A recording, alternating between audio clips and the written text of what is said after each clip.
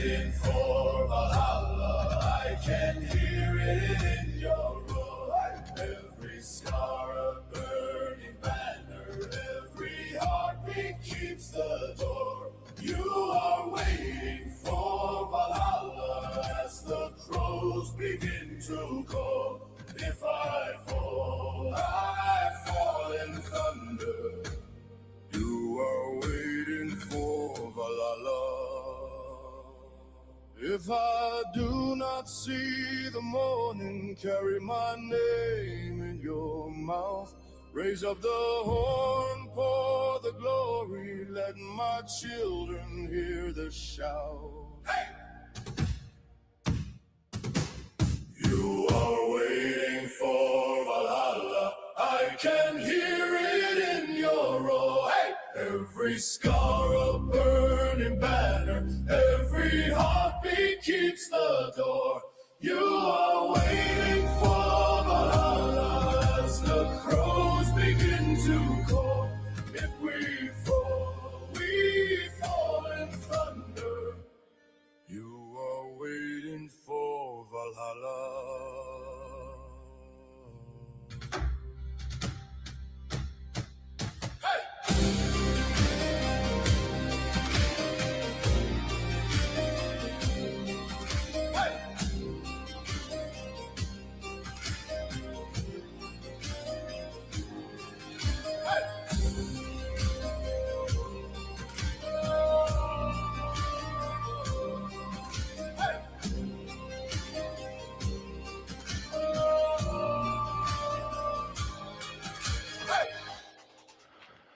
Yo. Okay.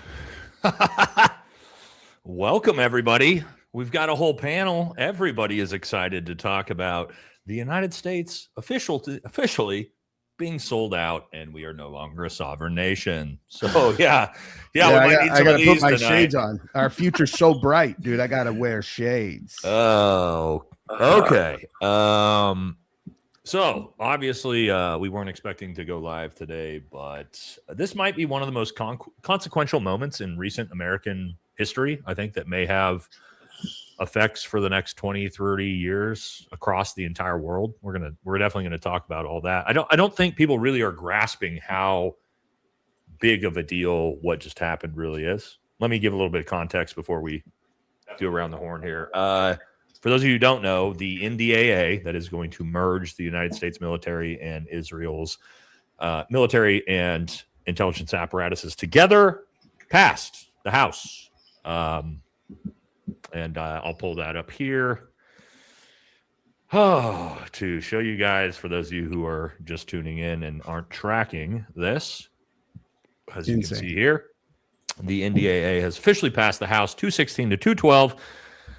And as you see by the numbers here, 209 Republicans voted yes, 7 voted no, 6 Democrats voted yes, 205 voted no. So this is a big deal because of the way this will work in the Senate. It's going to guaranteed 100% chance it passes the Senate, 100% chance Donald Trump pushes it forward. So this pretty much, I mean, it happened, right? What are our thoughts around the horn? And just quick introduction, I guess, too. I mean, I know most of our audience knows each other, but introduce yourselves and sure. give your guys just what is your feelings just right out the gate? I've got very visceral feelings. Yeah, I could start. Yeah, Jesse on Fire. I'm sure most of you guys have probably seen my stuff. If not, I would imagine this is going to be a stream where it'll be like, oh, okay, that makes his name make sense. It's like basically when a thing like this happens in public, where you have that percentage of our representatives vote for something that has literally not a single defensible benefit for the country and a nearly uncountable amount of risk and negatives for not only us but for people who don't like things blowing up and kids dying all over I mean, it's like, it is so egregious. It's the most clear-cut example I've ever seen in everyone's face of how cash has broken our system and has made it to where the representative, it's broken beyond repair unless we change something extremely drastic. Yeah. Baze, how about you? Yeah, I mean, it's pretty much checkmate. It's pretty much checkmate. I know. You You're look at everything. Feeling a little bit defeated right now, right? I think a lot of people are feeling a little defeated as Americans right now. Yeah, I mean, I saw it coming though. I don't know. It's just crazy. And the craziest part is like people don't even know yet. Like we've been following all this stuff for a long time. We saw it coming. We were worried about this, hoping that it wouldn't actually get to this point. But like people have no idea. They have no idea what's coming. Like we're going to talk about so all that bad in the episode for sure. I mean, this is going to be important. We have a good panel to talk about, and I'll let Aaron go here first. What's your thoughts initially on this? So I see the biggest part of this that I'm worried about is our children. There's a cultural side of them that is accepting of certain things, right? And I'm not going to say certain things on here, of course. And the first thing I see is that culture is slowly becoming our culture. And because we see it happen all the time now, right? Yeah. But I think now that culture is going to be more accepted due to the fact that we now have confirmation that to America, to the leaders, to the elites, to the people that are over our government, that stuff apparently is okay. So the confirmation that those people, not saying anything bad about those people, because I'm sure some good people over there, but overall, their culture is acceptable for our culture to now operate on. That's the thing that scares the hell out of me, the kids. So, yeah, I agree with you. And again, that's why I said up front, this has long downwind effects people are not thinking about. Like we're right here in front of our faces in America, but the first thing I just want to talk to you guys about, and I think it's important, right? Because you're going to see the anti-Semitism angle is going to pop up. If you don't agree with this, you're a racist or something like that. I think it's important to lead with, this would be treasonous if it was in the country, actual ally, our closest allies, Australia, Japan, Canada, UK. If you were to push forward a bill to merge the Australian military, which is my favorite military in the world to work with, I would say this is fucking treason. Absolutely not. There's so many reasons that we can talk about of why merging your military and your intelligence apparatuses and your means of military production with a foreign country, that, to Jesse's point, there's a million downsides and almost no upside. So I think it's important. I don't care that it's Israel. I think it's even worse that it is that country. But like, this is just, we've never seen anything like there's so many memes about the founding fathers right now. And it's like, could you imagine the founding fathers looking at Congress doing this? For like, in intertwining our militaries with a foreign country that has a bunch of negative, influence into our political system as is, right? Yeah. What's your guys' thoughts on that? Are you not on board with that? That like, is this a secular issue towards the specific country, or that the fact that this is just the craziest shit ever?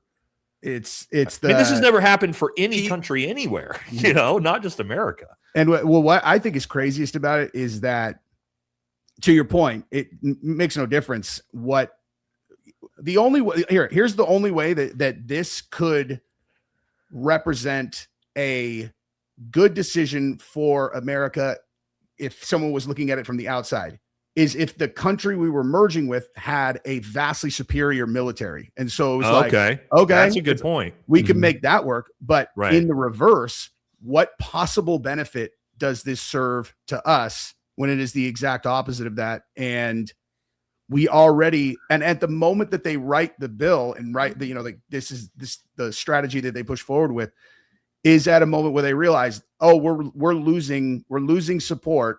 And so this is like pull the, in emergency break glass. Because what they're doing right now is this is a full throttle flex of, yeah, we do control your government, and we're going to push this through without any, because we're going to lose this now. So we need to get something that is irrevocable in place before support in the country is gone. And we can't do this kind 100%. of quietly. And they're doing it right in the open. It's going to get passed, and there doesn't seem to be a lot that anybody can do about it. And again, yeah, it has nothing to do with it being, I mean, it does, of course, have to do with who it is. Right. But no, they like the only way that it would be different is in the example that I gave, which is absolutely not this, obviously. Yeah. Baze, you covered this a lot last night. What's your thoughts on that? I was I don't know where to start. First off, I was trying to look at this objectively, and I was, because it's like what could they possibly have? Like, they literally don't even exist without us. Like, we Right. fund their military, we back them up with our army, and I was like looking at their technology because I'm thinking like maybe they have like a lot of advancements with like the quantum computing and all that, and they don't. They don't. The only thing that they have to bring to the table is they have like the trophy systems to shoot down the little drones. And the only reason that we need those is because we just got our dicks kicked in by Iran because they Because roped us into the war to begin with. Because we're They fighting the set war for us them. up. Yeah. They set us up. Right. They set Yeah. us up. They're a country of 10 million people with no GDP. We have 350 million. And the sick part is not only is this treason, but they're going to have the ADL and all these other scumbags coming down our throats trying to censor us. And people 100%. like us are going to speak out against it. And they're going to be hitting us with hate speech laws and accusing Yep. us of treason. Yep. 100%. Because that's gonna guess what, guys? Tel Aviv is the new capital of America. Yeah, it's dude. So I do want to, Aaron, let me get your take first on that before I bring up the next thing I was going to look at.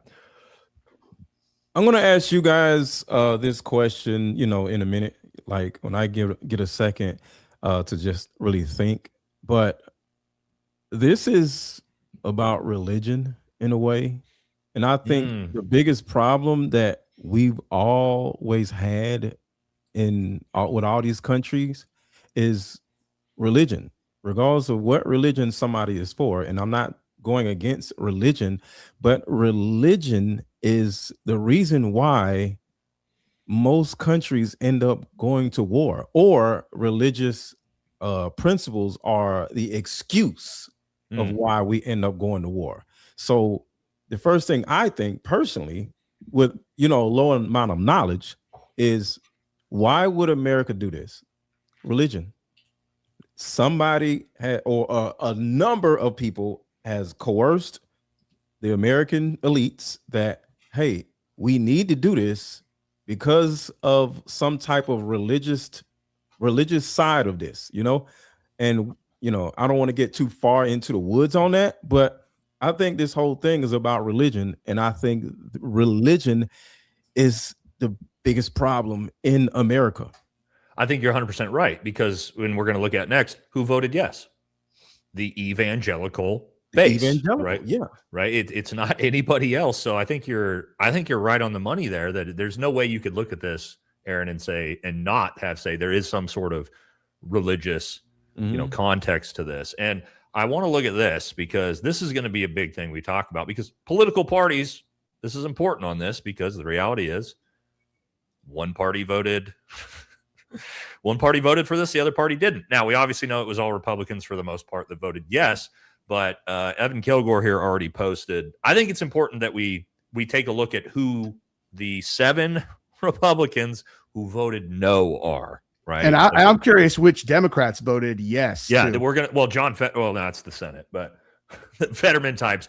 We are going to look at that next, Jesse. But first, the Republicans who voted no. Okay, you had Josh Brechen from Oklahoma, Tim Burchett. This was kind of surprising. Not really, though. Eli Crane, Harriet Hagman, Anna Paulina Luna. This is pretty shocking to me, because she's a pretty hardcore pro-Israel, pro-Trump. So I'm actually kind of shocked. I'm happy to see Anna's been on my show before. I'm happy to see her.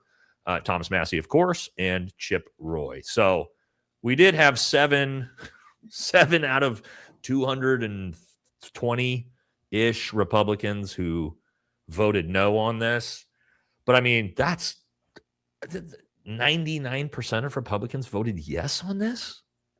And well, it's, isn't everybody, the majority of them a part of AIPAC, especially on the Republican side? Well, on both sides, though, is it's that's partially the that. I think on the Republican side, what a huge part of it is that if you're a House rep and the president gets it on for you, he can destroy your career. And so prove that. Trump's the muscle behind this. I mean, obviously, there's a lot of them that would have done it anyway, but I would say there's a very, very large piece of this that is just like, well, Trump's gonna. They just proved they'll primary people who stand up to him too. They just made an example With of Thomas Massey. Yeah. And so it's like, go ahead, hey, vote against it, dude. I wouldn't even call Trump the muscle. He's the lead singer of the band. He's the front man. He's not writing the songs. He's not producing the hits. That's a good point. I think we need to take another look back at those files and find out what kind of role Jared Kushner played in all this. That's interesting. Palm Beach Pete said in the interview that he thinks that, where there's smoke, there's fire. I would say, let's see if I'm trying to pull up the Democrats who voted. Yeah, there was like 5 or 6 of them. Six of them. I think because Donald Trump is scared for whatever reason, and there's many reasons why he could be scared or could have been scared, it causes everybody else to be scared. And they're like, all right, if this guy who doesn't give a shit about anybody or anything for the last 20 years, if he's scared, I need to back off. Yeah, what I mean, though, is like, in terms of the mechanism in the government, I'm not saying Trump is the mastermind. I'm saying that if the president turns his energy towards destroying your career, he is, just because he's got people, doing this. Jesse, he's the enforcer. There you go. Yes, perfect word. Yeah, he's the enforcer, right? Yeah. Like he's the mob boss's enforcer, which is like, hey, you're gonna fucking vote this way, or you're gonna go sleep with the fishes. Right? And this is his legacy. Think about it. All these years, going back to when he came down from the golden elevator in 2015, and all the ups and downs, all the times that he had all of us behind him rallying and all this and whatnot. Yeah. And like, this is it. This is how he's going to be remembered. And the way he'll think about it, just because of how his brain is he's going to be like, I was the greatest, the greatest president Israel's ever known. And like, he'll actually say that to himself and be like, I did a good thing, and that's going to make him want to double down. That's going to make him want to double down. The greatest president they ever had. Oh yeah. Wow. You're not wrong. So wow. Now it's just I don't want to get into this yet because I don't want to get into like the deep left versus right political side of this. Yes, dude, it's all WWE. It's all bullshit. It is. Throw it all out. If you weren't like one of those people that's like me, that kind of felt like there was people pulling the strings and that like it was all WWE and coordinated or choreographed to some extent, even if the politicians really hated each other. At the end of the day, when did we ever see anybody get held accountable? When did Nancy Pelosi ever get charged with the insider trading? When did Hillary Clinton with the emails or anything else? We never saw it. You bring up a good point because we just saw this today. So on a separate bill that they were voting on was the Stop the Insider Trading Act or whatever they called it. Mm-hmm. So Massey was talking about this. To your point, Bays, Republicans had the bill ready and then they added in, right, voter ID requirement to the insider trading bill. So that way Democrats would vote no on the insider trading bill. So that way Republicans could look like they were trying to push forward to stop insider trading, but sorry, it didn't pass. Right now, the question is: do you think that the Democrats really cared more about the voter IDs? No, of course not. Or do you but think that it was a manufactured issue? It's manufactured to make sure that they can all keep doing the insider trading, and they're all in on it. That's my point. Like both sides knew, and they're like, okay, we can put something in the bill that makes it not work for both sides, and now we don't have to worry about it. The whole thing of like, if there's ever been a measure that I was more certain would not pass than the anti-insider trading bill,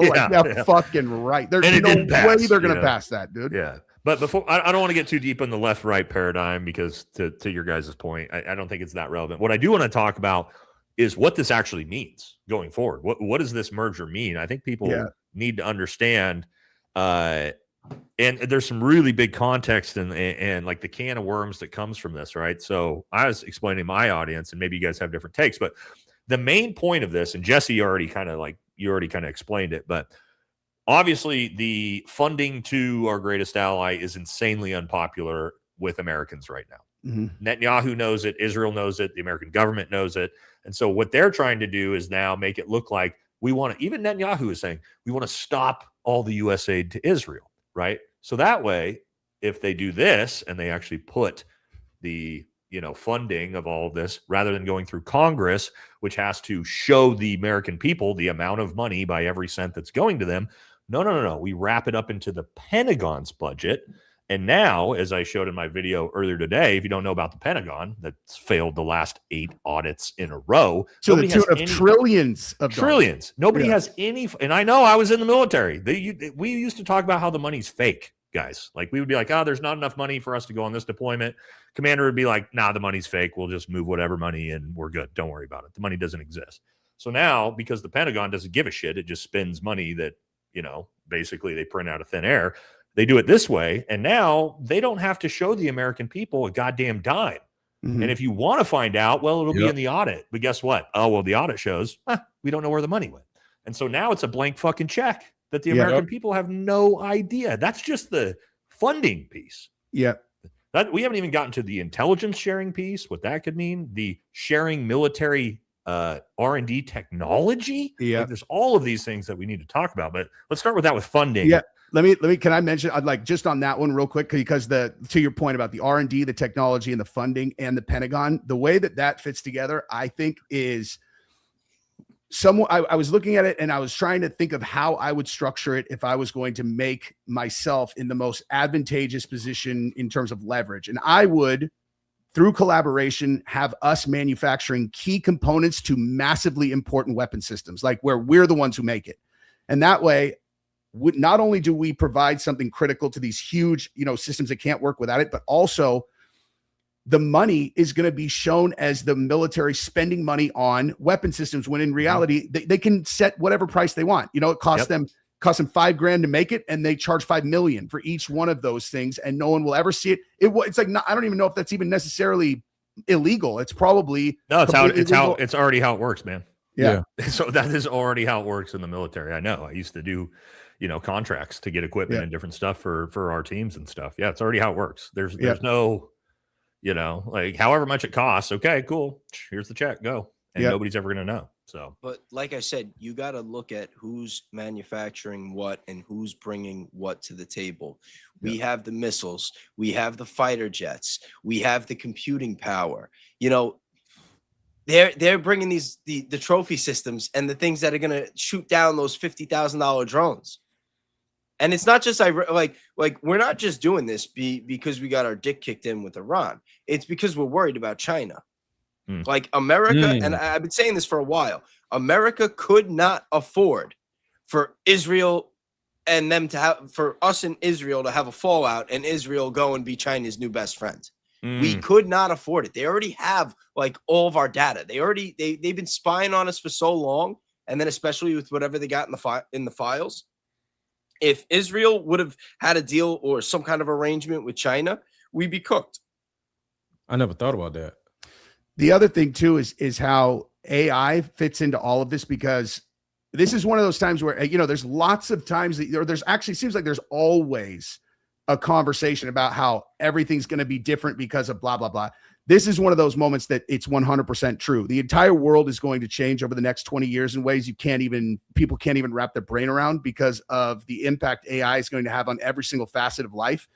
But as it relates to military application and surveillance and the ability to kind of do all the things that the intelligence and military do, like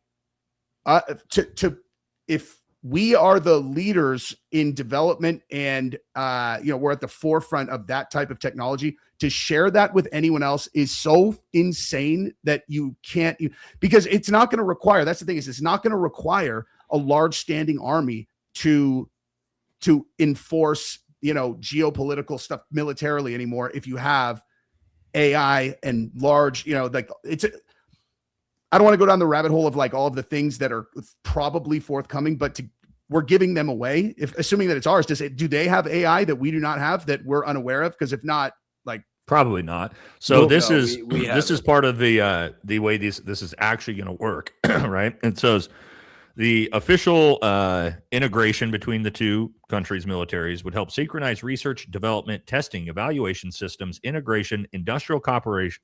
These are all the things that the bill is going to do.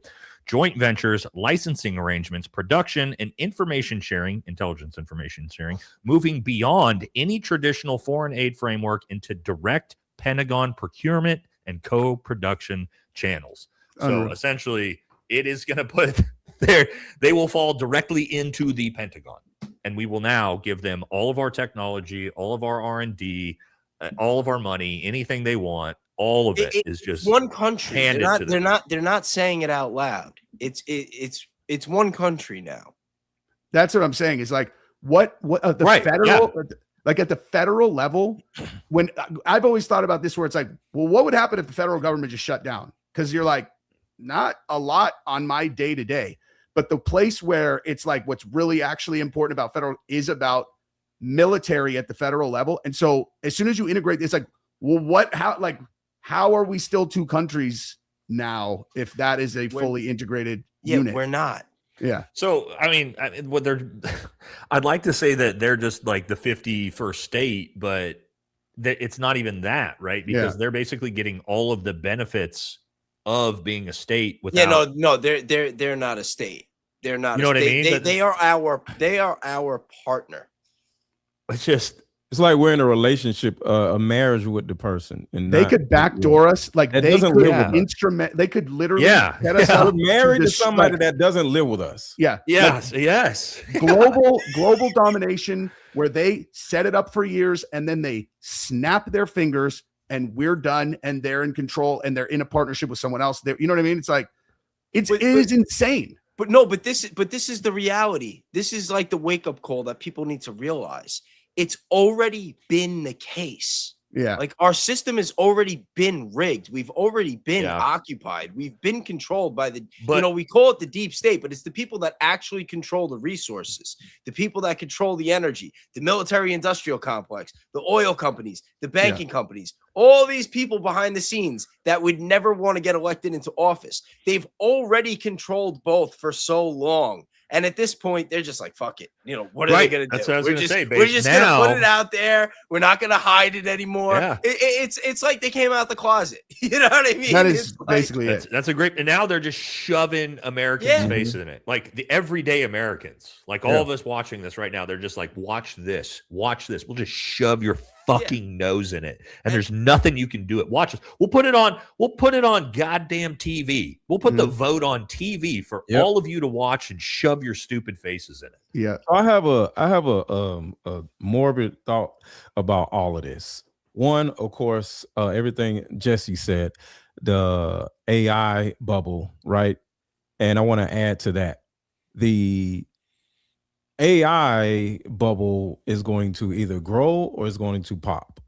But when it comes to the AI part, when it comes to like surveillance, right, is going to be, in my opinion, an enforcement of what they surveil. And then it's going to be control. And as American people and as the government, is certain things that are in our Constitution that they can't do to us. But they don't care anymore. Yeah, they don't care anymore. That's why it's so bad. So now that another country is not another country is occupying us officially. Everything is out the window. That's a good point, they need to knock somebody off, they can just do it, and nobody's going to say anything because they did it. And not us. So non-American people are now able to use their military on American people. And they don't have to abide by the Constitution, to your point. Because they're not Americans. Yeah. And I mean, they obviously already surveil anyone they're interested in. Right. But the enforcement of it is going to change now. Oh, yeah. But you got to realize too, okay, we are supposed to be a state of religious tolerance. We're supposed to have a separation from church and state. They are a theocratic nation. Like, we have the Constitution they have the Noahide laws. Like, and everybody's been talking about Sharia law. Like, that's why we need to be allies with Israel, because otherwise the Muslims are going to take over. It's going to be Sharia law. Like, we are so much closer to Noahide laws right now than we are Sharia laws. And people have no idea. Like, they have no idea. Could you guys imagine if, to Bezos' point, if Congress would have voted to merge our military with Qatar's? Could you imagine the hysteria that would cause? It's no different. It's no fucking different, right? But one's an Islamic nation, one's well, not. like we gave Qatar that small little piece of the base where they could like test their planes and shit. People lost their minds. People went insane. You're like, dude, it's literally one hangar where they get to test this thing that we made as part of the deal, and they were like, a base on our soil. And we're like, no. Now we're just going to go ahead and just give all of our most classified intelligence as well. You know what I mean? Right. That's great. That's what I want to lead into the next point Jesse just brought up, because this is huge, right? And it is the sharing of everything. I just read you guys. It's, again, far beyond any basic U.S. aid. So typically the way this used to work, we've still given Israel a lot of our highest tech F-35 fighter jets. However, what we do is we give them the dumbed down version of that. So like when we sell them to Turkey or Saudi Arabia or Israel, we don't give them our highest gen tech. Yeah. And we do that for a very specific reason, because if we ever go to war with said country, we don't want them to have the same level of technology we have in their military and their fighter jets and their ballistic missiles. Well, what this now does, that's not the only reason though, because if we give it to them and then theirs gets shot down or stolen, then we're still compromised. Yeah, that's you're one step ahead of me. So that's what we're going to get. Our greatest ally, to Bezos' point, he said it right before I did, has a very bad history and pattern of taking our tech and then selling it to our enemies, aka Russia. So to Bezos' point, which I think you were going with this, Bez, it's not just that we're giving them the technology. We pretty much just gave all of our enemies the technology. Right? Isn't that where you were going with that, Bez? Well, no, I wasn't even going the trader route. Like they were going to straight Jonathan Pollard and just give it away. I was saying sell it. No, not even sell it. But like if let's say they're using one of our highest tech and fighter jets or whatever, and it gets shot down, and then it falls in enemy territory, and then they get it. Now they have access to it. Yes. But yeah, that's another version of what I'm talking about. They don't have to sell it anymore anyway, because like they have a black card with us now. Like if they didn't before, they really do now. They really do now. They don't have to sell. You know what I mean? They don't need the money. You're right. But I mean that is another. But that's also another big thing that I'm trying to get across here of why you do not do this with other countries is you're going to potentially be at war with this country 10, 20, 30 years from now. And if it, like history tells us that, look at our closest allies, some of our closest allies right now. Japan, we dropped 2 atomic bombs on that country. There's people alive today that were alive when that happened. So like, you know, Germany, like we're pretty good allies with Germany now. So the idea that like we may not be at war with these countries in the future, it's insanity. You know what I mean? To hand all this technology over to other countries that are embroiled in wars nonstop. What's your guys' thought on that? Of just giving away our highest gen tech to another country? Well, I mean, you know, going back when you're saying that they're at war nonstop, like now, like before they used to like rope us in and egg us on, and then there'd be false flags and whatnot, whatever they could do to draw us in. But now it's like we're committed. You know what I mean? Like we're basically staking them. You know, whatever they lose, we're going to be covering those losses. We're there's a mutual like it went from mutually beneficial with certain policies to now mutually invested with everything. And that is a very big difference. The analogy that I made before is like, you know, imagine you're like a young guy and you're very successful and you've got a couple $1 million, you've got a house, you've got everything. And you have this girl, she's kind of hot, but she's like a mess. She's like an alcoholic or whatever. She's always getting you in trouble. And it's like, you don't even knock her up. It's like you just choose to marry her, you know? And like all of a sudden now she's got access to your bank account. She owns your house. She's got you by the balls. And it's like, for what? For what? Like, what did because you didn't have to marry that her. arrangement? You did not have to marry her. We did not have to do this. You were paying her rent. She was already comfortable enough. And she was just like this ungrateful bitch that's just like, no, motherfucker, I got you whipped.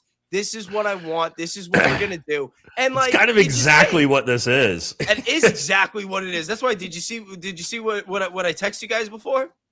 The picture? I don't know. I put it on my thumbnail. Look on your phone. I'm looking right now. X. I posted it on X. Oh, I'm looking now. Oh yeah, you're right. So why that is what happened today? Oh my god. So Baze, why did Trump they do this? was the bride. Why did they do this? Like, let's just start there. Why? I'll pull this up for everybody to see while you guys are talking. Hey, Wait, why would you why not did they do do this if you're in their position? Oh, if you're them? Oh yeah. Oh, yeah. You know what I'm It's saying? Why? amazing. Okay, I'm sorry. What I'm saying they, as in the United States. Why did the United States do this? Compromise. They've been leveraged. Yeah, that's a good question. And compromised over time for a very, very long time. Okay, And question. I think it goes back to the early 90s. I was just about Probably to say that. before that. Compromise. Probably before that. The first thing I'm going to say to myself from a short-term standpoint is, oh, Trump is in the Epstein files, but it's bigger than that because we've been compromised since the 90s, and that's what I was about to say. So why did this not happen to those presidents? Why not us? This is crazy. Because they didn't have the leverage till now, and they didn't have the Trojan horse, which was Trump. Yeah. Yeah. This is it. We were talking the other day about how, is Trump the Trojan horse for JD Vance? No, Trump was the Trojan horse for what happened today. Yeah. Like this is it.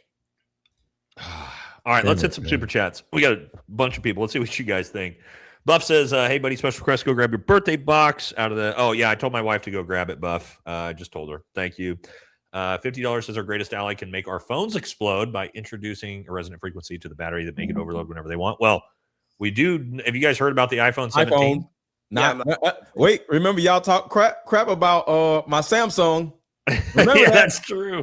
I got a Samsung. I don't have an iPhone. If you guys haven't heard about this, they announced that the iPhone 17e is going to be made with super chips from Israel. Yep. And so a lot of people are like, yeah, I'm going to pass on fucking buying that. Hey, No, have you guys seen, going to Android now?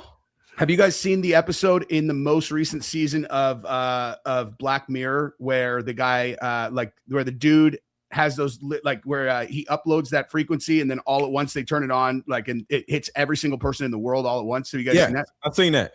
that. This was earlier in the week, guys. Senate Democrats. This is changed at this point. They'll probably vote on this the next day or two. Thank you. 440 gems. Unk alert. Wait, so the Senate has not blocked it now? No, the Senate hasn't voted on it yet. It goes to the Senate next.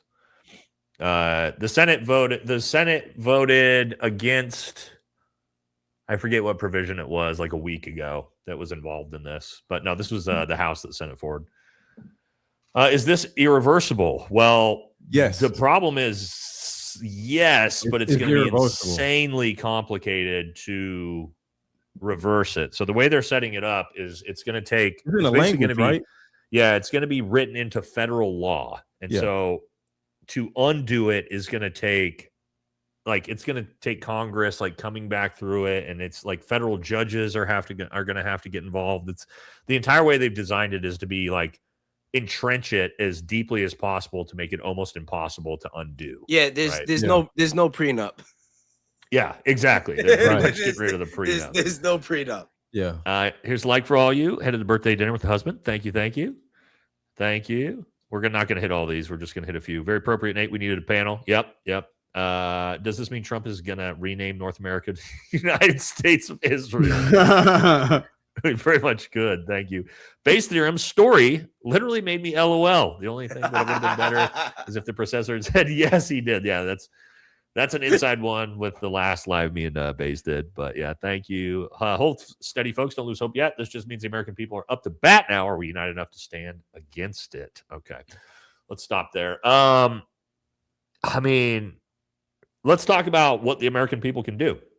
Well, the reality is, and this is going to be an uncomfortable conversation for a lot of lot of Republicans in the chat, and you have to ask yourselves, we know who voted yes on this, and it's the Republican Party. Now, regardless of what you think about the Democrats, I'm an independent. I know Jesse's an independent. I don't know about you and Bays and Aaron. So I don't give a shit about either party. I think they're both terrible. I don't give a shit about either one of them either. The reality is Republicans just sold the country out. Yeah. Full stop. Albania. Go watch some videos about what's been happening in Albania the past month. My point is, how do we as Americans, because we are headed into the midterms, all of these Republicans are going to be running for re-election. Every goddamn one of these names. Dude, it'll be even worse. You're going to bring the Democrats in, and then they're going to push the agenda for the World Economic Forum. I get it. And then you're just putting more pieces to the puzzle. I get it. This is what I mean. Saying. It's all WWE. It's a setup. I'm just saying, maybe, but I'm just saying, how do you force through accountability? For me, I can tell you this, every swinging Republican dick on that list of yes votes, I would never support, encourage voting for ever again. Ever. I'm pretty much at the point, I'll say it, guys. Besides Thomas Massey and the 7 people on that list that are Republican, I don't think I'll ever support, not until at least past 2028, never give any support to any Republican pretty much ever again. And I'm pretty much scorched earth at this point. After what they did to Thomas Massey, Republicans, after what they've done with this, I'm pretty much full fuck the Republican Party. I want to see the Republican Party burn into the ground. And if that means supporting communists like Zoran Mamdani, I'm probably going to do it up until 2028 because I want to see these. I'm more just like, I want to see them punished. And you can say, Democrats are bad too. Yeah, okay, I get it. But Democrats didn't fucking vote yes. Democrats voted A, to stop all funding to this country this week. B, they're voting to block this. So again, we can say WWE, it's all bad, but it's not at the moment. At the moment, it's one fucking party who is selling out the country. In this, I have a question. But we don't know that. It's just like what I was saying about when they put the voter ID to get it to block. It's I do know that because I can see who voted what. Yeah, but they know they have the votes. Yeah, but you can't prove that, Baze. What I can prove is who voted yes and who voted no. I have a question. Speculating if it's like some big behind the scenes conspiracy, which I agree with you, it probably is. But I can go down the list. I can see the fucking names that voted yes on this, right? Yeah, for me, I've got the same feeling. Like the pandemic, I have the exact same feeling on anyone who is on the pandemic. So I'm just like, that's what I'm saying. I'm just at options. Thomas Massey, hopefully Tucker runs, dude. I'll vote. I'll fucking go on the campaign trail for Tucker. Yeah, but I love Tucker, but he's out there talking about how amazing JD Vance is now. Right? He just put that out yesterday. What do we all stop voting? Everybody in America. What happens? What happens? They just take. I mean, they fuck every us single. harder. Well, I would say 90% of America just does not vote, and nobody votes, and it just turns into a thing where nobody is voting. What happens then? Well, then they take control of everything. I think, right? At least now you can at least punish individual politicians. This is my point. I can punish an individual politician. Let's say if I've got a Republican congressman in my state, he voted yes on this. I can say, okay, now maybe this is all WWE, but I can punish you personally, specifically, and I can make sure you lose your fucking job. That's where I'm at. I'm at every goddamn swinging dick who voted yes. I want to try to make sure you lose your job. I don't care if it's another MAGA Republican who replaces him. I don't care if it's another pro-Israel Republican. Punish these motherfuckers that voted yes. How are we not in agreement on that? So it just depend on who they're running against for me. I'm too mad about too many things where I would just kind of blank check it. It's like if there's some new person who's saying the right things, I don't care about left, right, whatever. Like I'm more being like, fuck the DNC, fuck the RNC. Anybody outside of those groups, I'm open to talk about. You know what I mean? So you support keeping all these presidents, all these politicians, all these Republicans who voted yes, you're all about leaving them in power after this. Jesse. No, I'm all about fuck anyone in both of the we need to. Yeah, but how do you fuck them?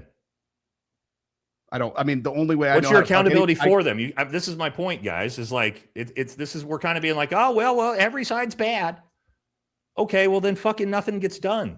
because we're not going to hold anybody accountable for anything. Nate, what about taxes? I don't want to cause a revolt, so I don't want to go any farther than that. So I'm just going to say, what about taxes? And you know what I mean, because I just don't want to be online being accused of telling people not to do something. No, but I think this is important, right? Like, where's the accountability here, guys? And give me your ideas. Then I'm shooting my ideas out of where's the fucking where is the everybody? Hold on.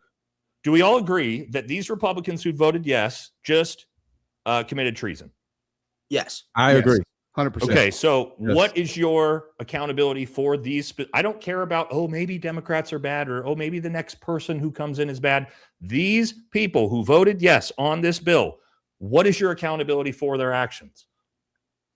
You point straight at them and be like, that guy voted for this. And then I'm just saying, like, so my accountability is I point at the people who voted for it and make sure everybody knows that they did that, versus I'm not just going to give a blank check to just vote for the other guy just because they didn't do this necessarily. You know, if they stood up, like, listen, if we're talking about a candidate on the other side who stood up, we're talking about treason right now. We all I know, but I'm saying, like, if there's someone running on the other side that's like, you guys understand, like, they took a stand against this and they're on the left and one, that's different. But if it's just like this guy who did this or some other corrupt asshole who did something else, you know, I'm just saying you might still vote for the Republican who voted yes on this over some other corrupt asshole. No. I wouldn't vote for someone who voted for this. I would never vote for. It's like, okay, this is my point, right? Like, we got to have some type of accountability for this, right? Yeah. I wouldn't vote for them. It's a systematic issue. It's not an individual issue. I want to know. I want to know who they took money from. Right. Like those are the people that I want to punish. APAC is the system. But hold on. We're you guys are not thinking in what is tangible effects for the American populace. Tangible changes that the voter can have. What you're talking about, Bays, that's great. I agree with you. These are high-level things. How do we bring down the whole system? It's not going to happen from the individual voter base. No, we don't have to take down the whole system. The individual voters, Americans, because this is what we're talking about. The subject is, what can Americans do to affect change on this? Not vote for a person that is a part of APAC. Okay, this is a good start, right? Vote with your dollars. Vote with your dollars. Know where your money is going. You know, this is why Ian is so great. Ian coming up with Buyer App. Know where your money is going. Know what, when you go to the store and you purchase something, okay, that money's going somewhere. It's going to some organization. It's going to some lobbyists. Find out where your money is going and make sure it's not going places that's going to be funneled back to these scumbags that get lobbied to commit treason against the country. Yeah, and I agree with you, Bates. Like, there is this same problem on both sides of the aisle. However, I can look at who voted which way on what I believe is the most treasonous congressional bill in the last 50, 60, 70 Well, we got to get organized and run against them in the primary, not count on the other side and just think, we're going to vote the Democrats now, and then this person's going to be out of a job. Like, I understand the logic there, but it's not enough. It's not, you're not even going to put a dent in the machine. Oh, I think you absolutely, I think you absolutely will by individually punishing congressional candidates who vote on specific bills the wrong way. If they lose their seats, let me give you an example. Dan Crenshaw.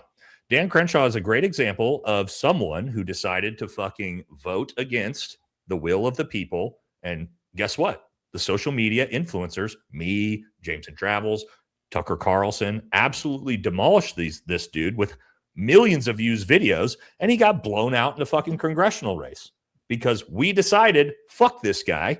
He doesn't need to be there, right? So you can organize, you can have these effects at the individual level, right? But I just, again, at some point, we're going to have to say, okay, 216 Republicans voted yes on selling out the fucking country.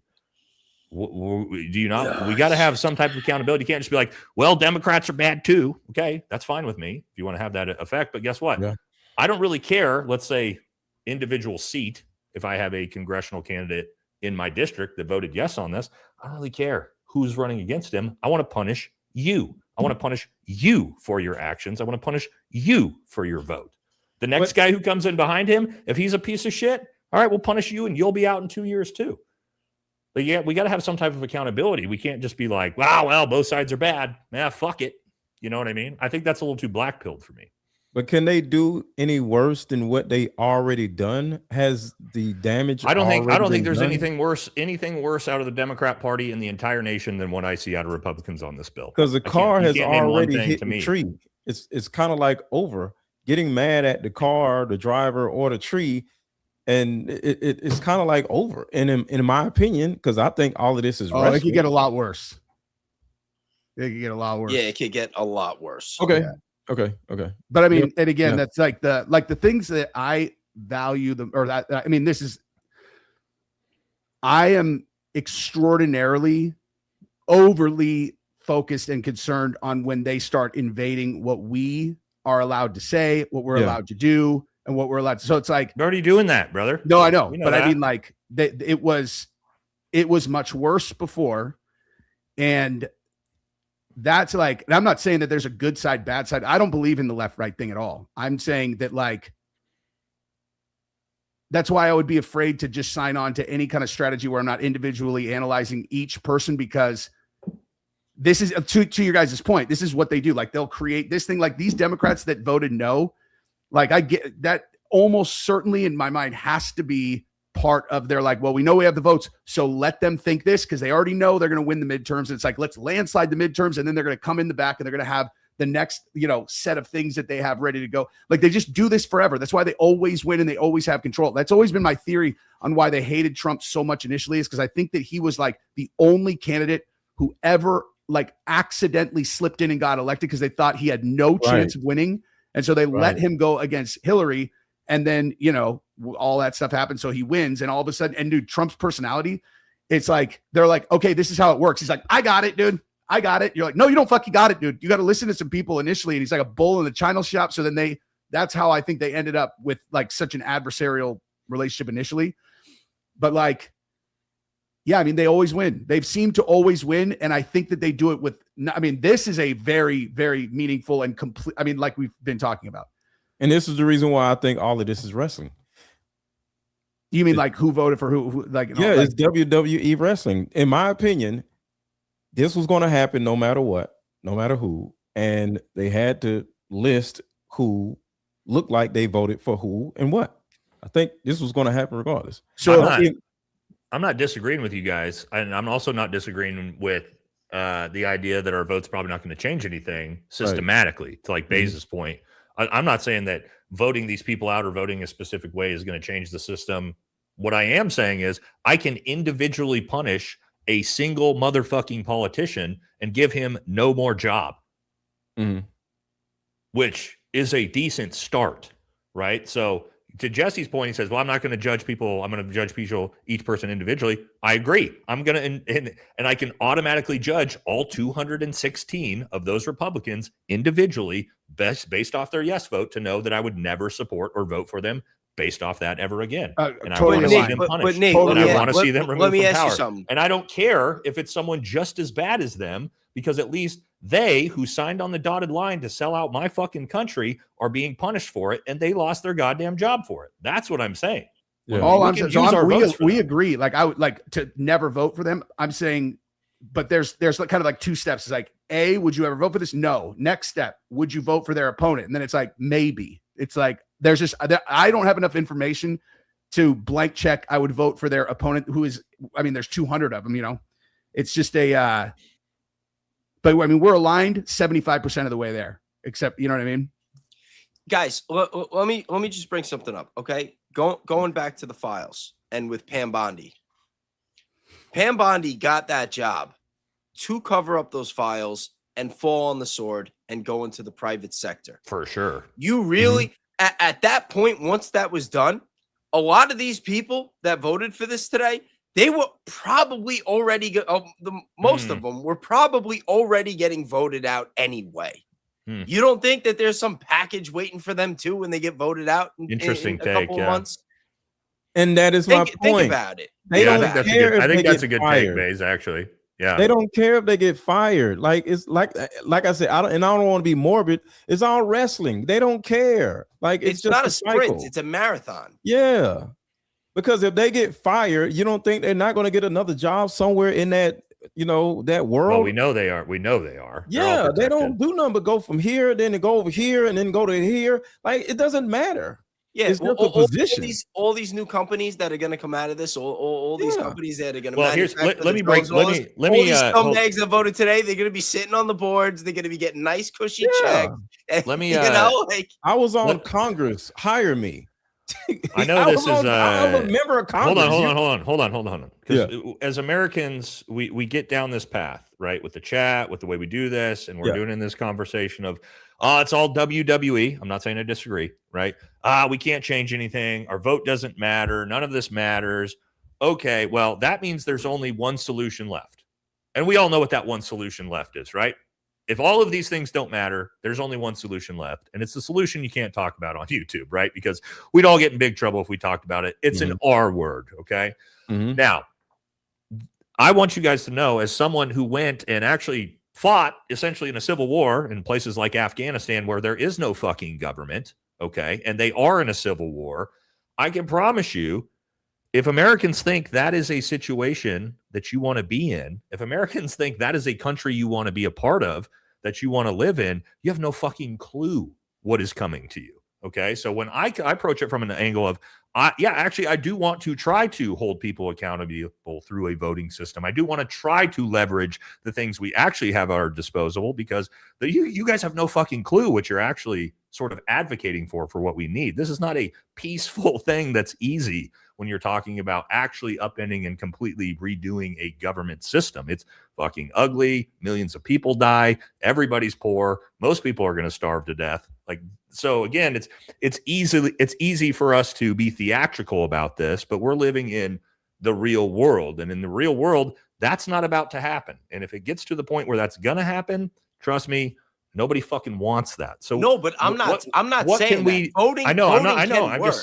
I'm just saying it's very easy for us to be like, it's all fucked. There's nothing we can do. Okay. If we want to be that black-pilled, that's fine. But I don't think any of us really believe that, right? I think all of us want the country to do better. We don't want to see shit like this. Get involved. The answer isn't vote for the Democrats. The answer is for other people to rise up and run themselves on the local level. On the local I agree level. With you. I agree. None of us are going to run for president and just wave a magic wand and change everything. But you got to understand, like, these people that voted today, they were groomed. Before they got into Congress, they were, in a state, some kind of state assembly or county town council position. Or you know what I mean? Like, people need to get involved on the local level and work their way up. And it's going to take years to get out of this, and a lot of dedication, and people are going to have to care. But the problem is nobody gives a shit. Everybody is all about instant gratification. They're all on their phone. They're all on Instagram. They're all watching porn. They're all sitting around jerking off, and nobody gives a fuck. They work their jobs. They get drunk. They get high. They smoke. They do whatever they got to do to get off and get by, and they just stay on the mouse wheel, and the world just keeps spinning, and they got these hopeless fucking attitudes. And I mean, that's the whole reason why I do this. Like, I couldn't do it anymore. Like, I wasn't going to be one of those people. And I think that it's getting to the point now where people need to wake up and realize, like, if you don't know what's going on because you're too busy with your 9-to-5 job, then, you took the bait. Like, you're stuck on the mouse wheel and you're part of the problem now. Like, people need to start waking up and realizing what really matters in this life, and that especially if you have kids, if you have grandkids, like, now is the time to, like, stop fucking around and get your priorities straight and start making the changes. All the changes start at home, and then from there they branch off to the local community, and that's the foundation. Nobody's coming to save us. No, I agree with you, and you do have a good point. I'm not suggesting, I want to make clear, I'm not suggesting, hey, vote all Democrat, all your problems are going to get fixed. I don't believe that. I believe what you guys believe. It's probably going to usher in the same type of bullshit we just had. For example, following COVID and Biden and the Democrat control, what happened? That's why Trump won. It's the only fucking reason why Donald Trump won was a massive referendum against COVID, against the border, right? And so we said, here you go, Republicans. We're voting against the Democrats because they fucked up. And then what did Republicans do? They walked in. and they fucked everything up. And now, because of this fucking bullshit, in a couple of years, we're probably gonna have scumbag Gavin Newsom as president, and then God knows what's gonna happen then. So that's my point is he already fucking bent his knee and kissed the ring over there and kissing the wall. You know what I mean? Like we're not voting our way out of it by voting for the same people. So that's what I'm saying. My point is I'm not necessarily just going to vote for the other side that's going to fix all the problems. My point is, again, I want to vote to hold the people responsible in power right now accountable for their actions. We have to do that. We cannot just be like, fuck it, both sides are bad, so we're not going to worry about it. And all of these Republicans who voted yes, they're just good to go. Nate, your logic is sound. We cannot do that. Your logic is sound for sure. Like, as I think it through, your logic's sound, but again, just I can't get past I won't ever vote for anyone unless I specifically know who they are and what they stand for as just a blanket rule. But I'm not saying this is a party thing, Jesse. I'm not saying vote for the Democrat against the Republican. I'm saying vote for whatever Republican who's running against this Republican in the primary. Get them the fuck out. If there's a Democrat running against one of these Republicans who voted yes, get them the fuck out. I don't care if it's a Republican, an independent, a Democrat, whoever it is. These motherfuckers who voted yes, get them all out. And Tucker's been talking about starting a third party. And I know, like, people talk about that. It's kind of like, oh, it won't ever work. But right now is the first time that in my lifetime where I can see a path to that actually happening, because the way that information is distributed has changed so much in the last 10 years that, like, because you couldn't do it before. The entire process of anyone even knowing who's running was run by mainstream media outlets. Now it's like the reason why Trump and all these guys and these candidates snuck up on him so hard was because they didn't realize how much the world had changed and how important it was to do, like, to think of someone passing on doing the Joe Rogan podcast in the election is insane. They just didn't understand. Now we have this very, very maybe tight window where someone like Tucker or someone like whoever, I don't know, like if there's a Democrat, I mean, I guess he swore off the Republican Party anyway. So, like someone could legitimately start a third party that could gain steam while they haven't figured out how to shut it down yet. But it would require someone like Tucker. I want that to happen, Jesse. I think me too. What would that look like? Okay, because I think Tucker had mentioned it. I've talked a lot about on my channel that you actually have. I look at it as like a populist movement. Yes. Right. We talk about America first, but really what America first is just populism. It's like we want it, whatever is going to put our nation first. That doesn't necessarily, and there's a lot of people that like that idea. Democrats, independents, Republicans, and you sort of have this like populism sort of from left to right. Okay. Yeah. To where you've got a lot of populists, let's say like Anna Kasparian. I was just going to say me. Yep. Like we are on different political spectrums, but we agree on probably 80%, and we could 100% be in the same party together if the party made sense. But what does that party look like for, because you have to pull from, to get this third party to work, it's got to pull from the left, independents, and the right to be big enough to have an impact. What does it actually look like?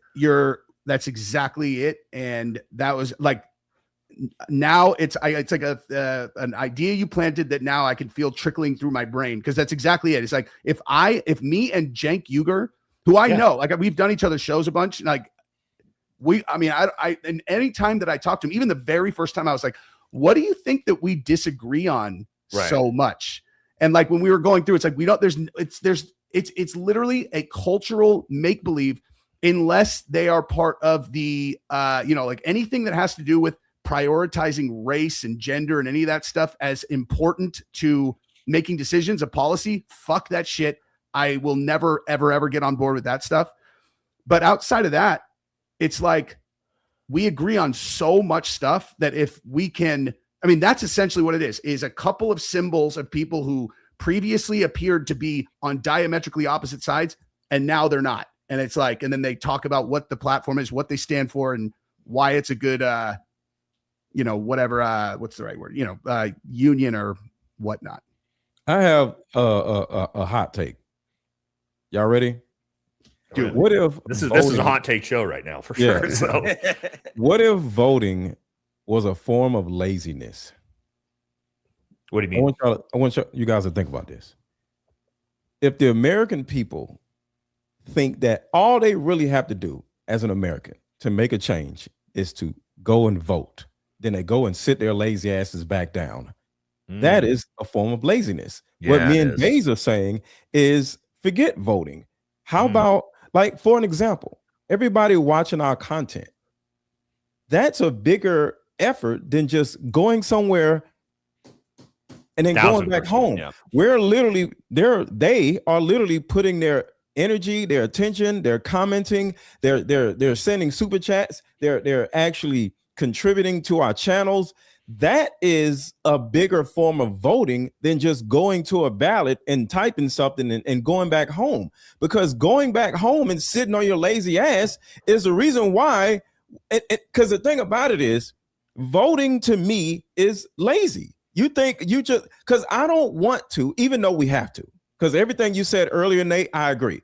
We can't just turn around and just think that this whole ecosystem is going to fall apart and we're going to be happy. We're going to be struggling, right?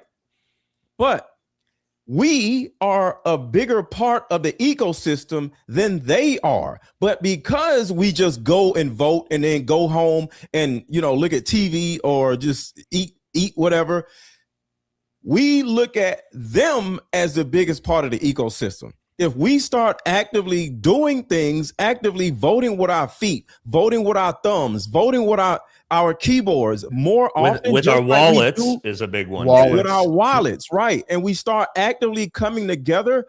I would say this is the best opportunity. Just look what we do at Candace, what we do at Barron. We can collectively vote with our attention. That's a good point. Instead of going to the ballots. And when they see our attention, our overwhelming attention on Tucker Carlson or whoever it is that we deem as a person that we would like to lead us, that right there would change everything. And on top of that, we stop voting. Then they would turn around and say, okay, something is wrong. Nobody is voting for this guy. Nobody's voting, but they're doing this instead. We'll change the entire narrative of the United States because of social media. It's a sharp take, very sharp take. And it's also, and aside from just voting, I've thought about this a bunch too, where it's like voting is one example. The other is like people who say that they're advocates of fill in the blank, whatever. It's like, like I would always talk about how like the people who are constantly talking about the, the problems in the Black community, whatever. Now would be like, instead of posting on social media, why don't you go to those communities and volunteer your time so you can show these kids that there is a grown-up who is making real money, who has a life that they can have also if they show them how to do that.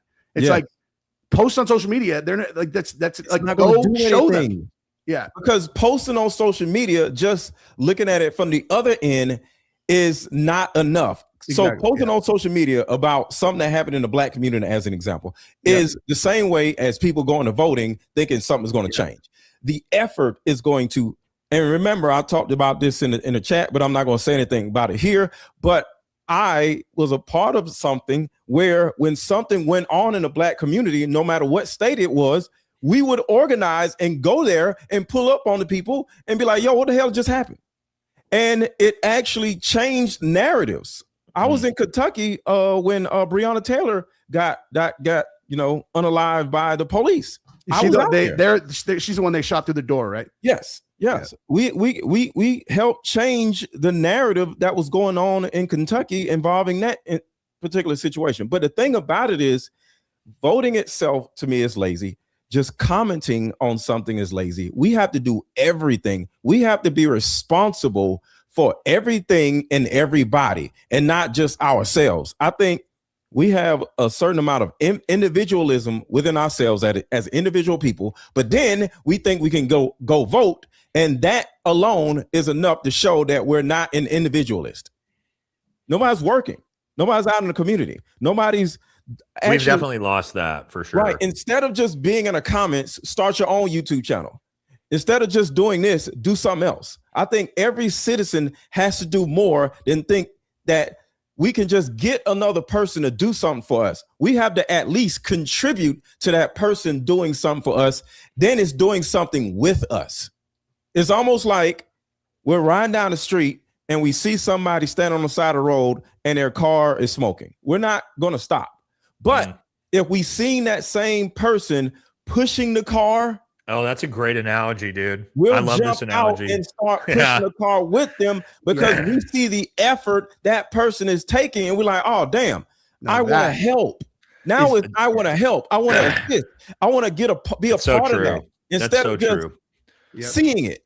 Yep. Yeah, Aaron, that's so crazy because I've used that same analogy for over a decade about people helping themselves. And I'd say this all the time is you can't, and this was not even like what we're even talking about, but you can't, like, people don't want to help somebody that's not willing to help themselves. And I've always used that analogy is like the car pulled over on the side of the road, you're never going to stop. But if you're at the intersection and the guy is pushing his fucking car, everyone jumps out to help that guy, right? Because somebody who's trying to help themselves. I mean, you're 100% right. It's just like the system, though, also is designed to keep people dumb, fat, and glued to their phones, arguing right? with each other. My on dad, you know, my dad's a Green Beret as well, and you know, we've talked about things like this. You know, potentially what it would take to revolutionize the system. And my dad, he's always said, and I think he's 100% right. He's like, nothing will change until you take away Americans' iPhones. And I mean, you think about that, and the idea is as long as you got that Netflix, you got the food, you got a house, you got somewhere to live, you got the iPhone. People don't enough, right? And so how do you get them to pay attention, right? Like everybody who's here watching is so much different than 95% of the rest of the country, right? These are everyone here watching is sourcing independent media, whether we're dipshits or not, right? Whether we know what we're talking about or not, they're looking for independent information. They're trying to be critical thinkers. They're trying to get information from a lot of different sources to figure things out for themselves. But that's not what the average person is doing. No, I posted about what happened today on Facebook. You wouldn't believe how many people are commenting thinking that I'm like making shit up or like spreading conspiracy theories. I'm like, yo, you kidding like, there's no way. Yeah, there's no way. Call me a leftist, telling me, you know what I mean? Like it's insane. Hey, you guys, do me a favor, and all three of you guys go to your studio, look at this stream, and then let's studio. And then show, like, I want you guys, because let me show you what I'm looking at here, and I'll tell you why. I like go to the actual live that we're doing. I'm going to show you my screen, and I'll show you why. Why? Something happened? Can you see it here, Nate? Put it up. Want me to share it? Just put mine up. To share this? Okay. Yeah. Why? What happened? Check it out. All right, hold on. I got to pull that one off. Look at that. Okay, so you see, look at that trend line like that, and I think that it was they knew. But once they realized what we were talking about, they knew. It's like I've been watching. Yeah, I've been watching the. Okay, I think it's that they realized what we were talking about, and then it was like, I mean, like I saw that about 30 minutes ago, Jess. Here, look at mine. Pull mine up. I started off pretty strong. Oh no! Because that's what I was gonna say. If all of ours are doing the same thing, then for sure that's doing the exact same thing. Yeah, they knew it, dude. I fucking knew it. Yep, they nuked it. All right, so there you go. So this is good for our audience that doesn't know the backside analytics. So what Jesse just showed, and I watched, we went from about 11,000 between all of us to 7,400 in about 30 minutes. And I've been watching it, Jesse, been like, that's weird. Like it's all of our channels are slowly losing viewership. So yeah, what happens here, guys, is once they identify that you're talking about something you're not supposed to be talking about, they will basically limit it, which means they no longer show it to non-subscribers. So all of you that are here watching, and sometimes they don't even show it to subscribers or to subscribers too. Yeah. So yeah, they've nuked this stream. That's fine. Whatever. Like we're here. Yeah. Mine looks exactly like yours. Someone said, put it on the screen. They said, put it on the screen. I'm like, that's exactly what I just did. Yeah. Here. I got the graph right here. I mean, I have a much smaller channel, obviously. I've got it also too. It's all that matters is what the trend looks like. It's like, here's my trend over to the right here, guys. Yeah. looks the Hey, same does way. that ever happen Yeah. while you're live? Not where it while goes- you're live. Never no. happens like that. No, not while you're live. Usually the first 90 minutes is like you get growth, and then after 90 minutes it'll No, start. To so like, you guys can usually where I see peak. the way it started out here. Yep. 800 per minute, 800 viewers per minute, and now we're down to Yeah. 258. Yeah, they just nuked the stream. So Yeah, it happens. Guys. when I started, it was like 500 per minute. And then literally it got to where it was like 400, and then it just Yep. like- Yeah, they nuked it. It is Yeah. what it is, man. So so there you guys know. So you guys just got an idea of what we deal with our channels. Our channels very, very regularly get shadow banned, get limited, get censored.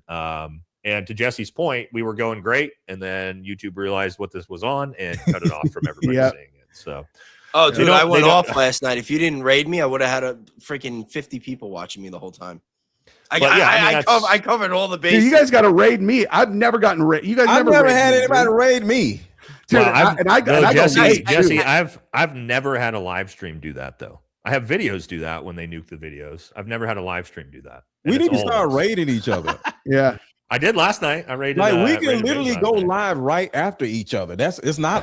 That's what, oh my Oh, god! yeah, I meant to do. I was putting that Yeah, together we and need then I to work forgot on because that. I was going to do it in a Coach goes schedule. live at 11. schedule I it go out. live at he goes live at 10. I go live at 12 on a normal basis, and then I'm not sure who goes live around 3 or 4, and then Candace goes live at 6, and then Baron goes live at 8.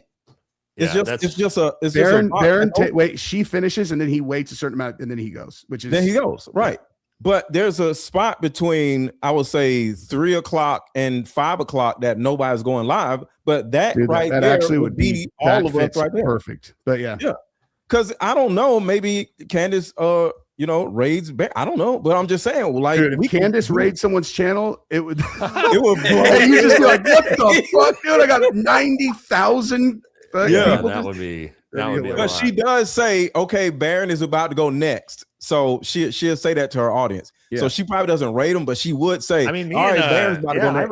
rated Baron a couple times last Yeah. week. I rated Baze yesterday, so Yeah. I'm trying to do that more Thank you often. for that. Yeah, you guys. Yeah. What? And by the way, to the audience, what a raid means is like you can set up your channel to where you accept raids. So if someone has a live stream audience and they're about to go off, instead of just shutting down the stream, it passes the entire audience to To the next the person. channel that they pass it to. So it's like, Mhm. obviously you would send it to your friends or whatever. All Yeah. right, do we want to? I think we probably ranted enough. We're all pissed off. Yeah, let's hit Do some you want to hit super supers. chats and then Yeah. we'll jump out of here. Obviously, Now, I'll we're say one more running thing, on. though. 'cause Yeah, go ahead. This is out of appreciation for you guys. I came from the relationship space, and this is an example of how it's important for us to do more. And I was a coach. I'm a emotional attachment coach, and I help men and women deal with emotional stuff, right? And in my space, it has always been, why are women doing this? Or why are men doing that? And it just turned into this women versus men thing, right? And after a certain amount of time, I'm like, what am I doing? These people don't want to change. So I'm thinking, like, why don't people want to change?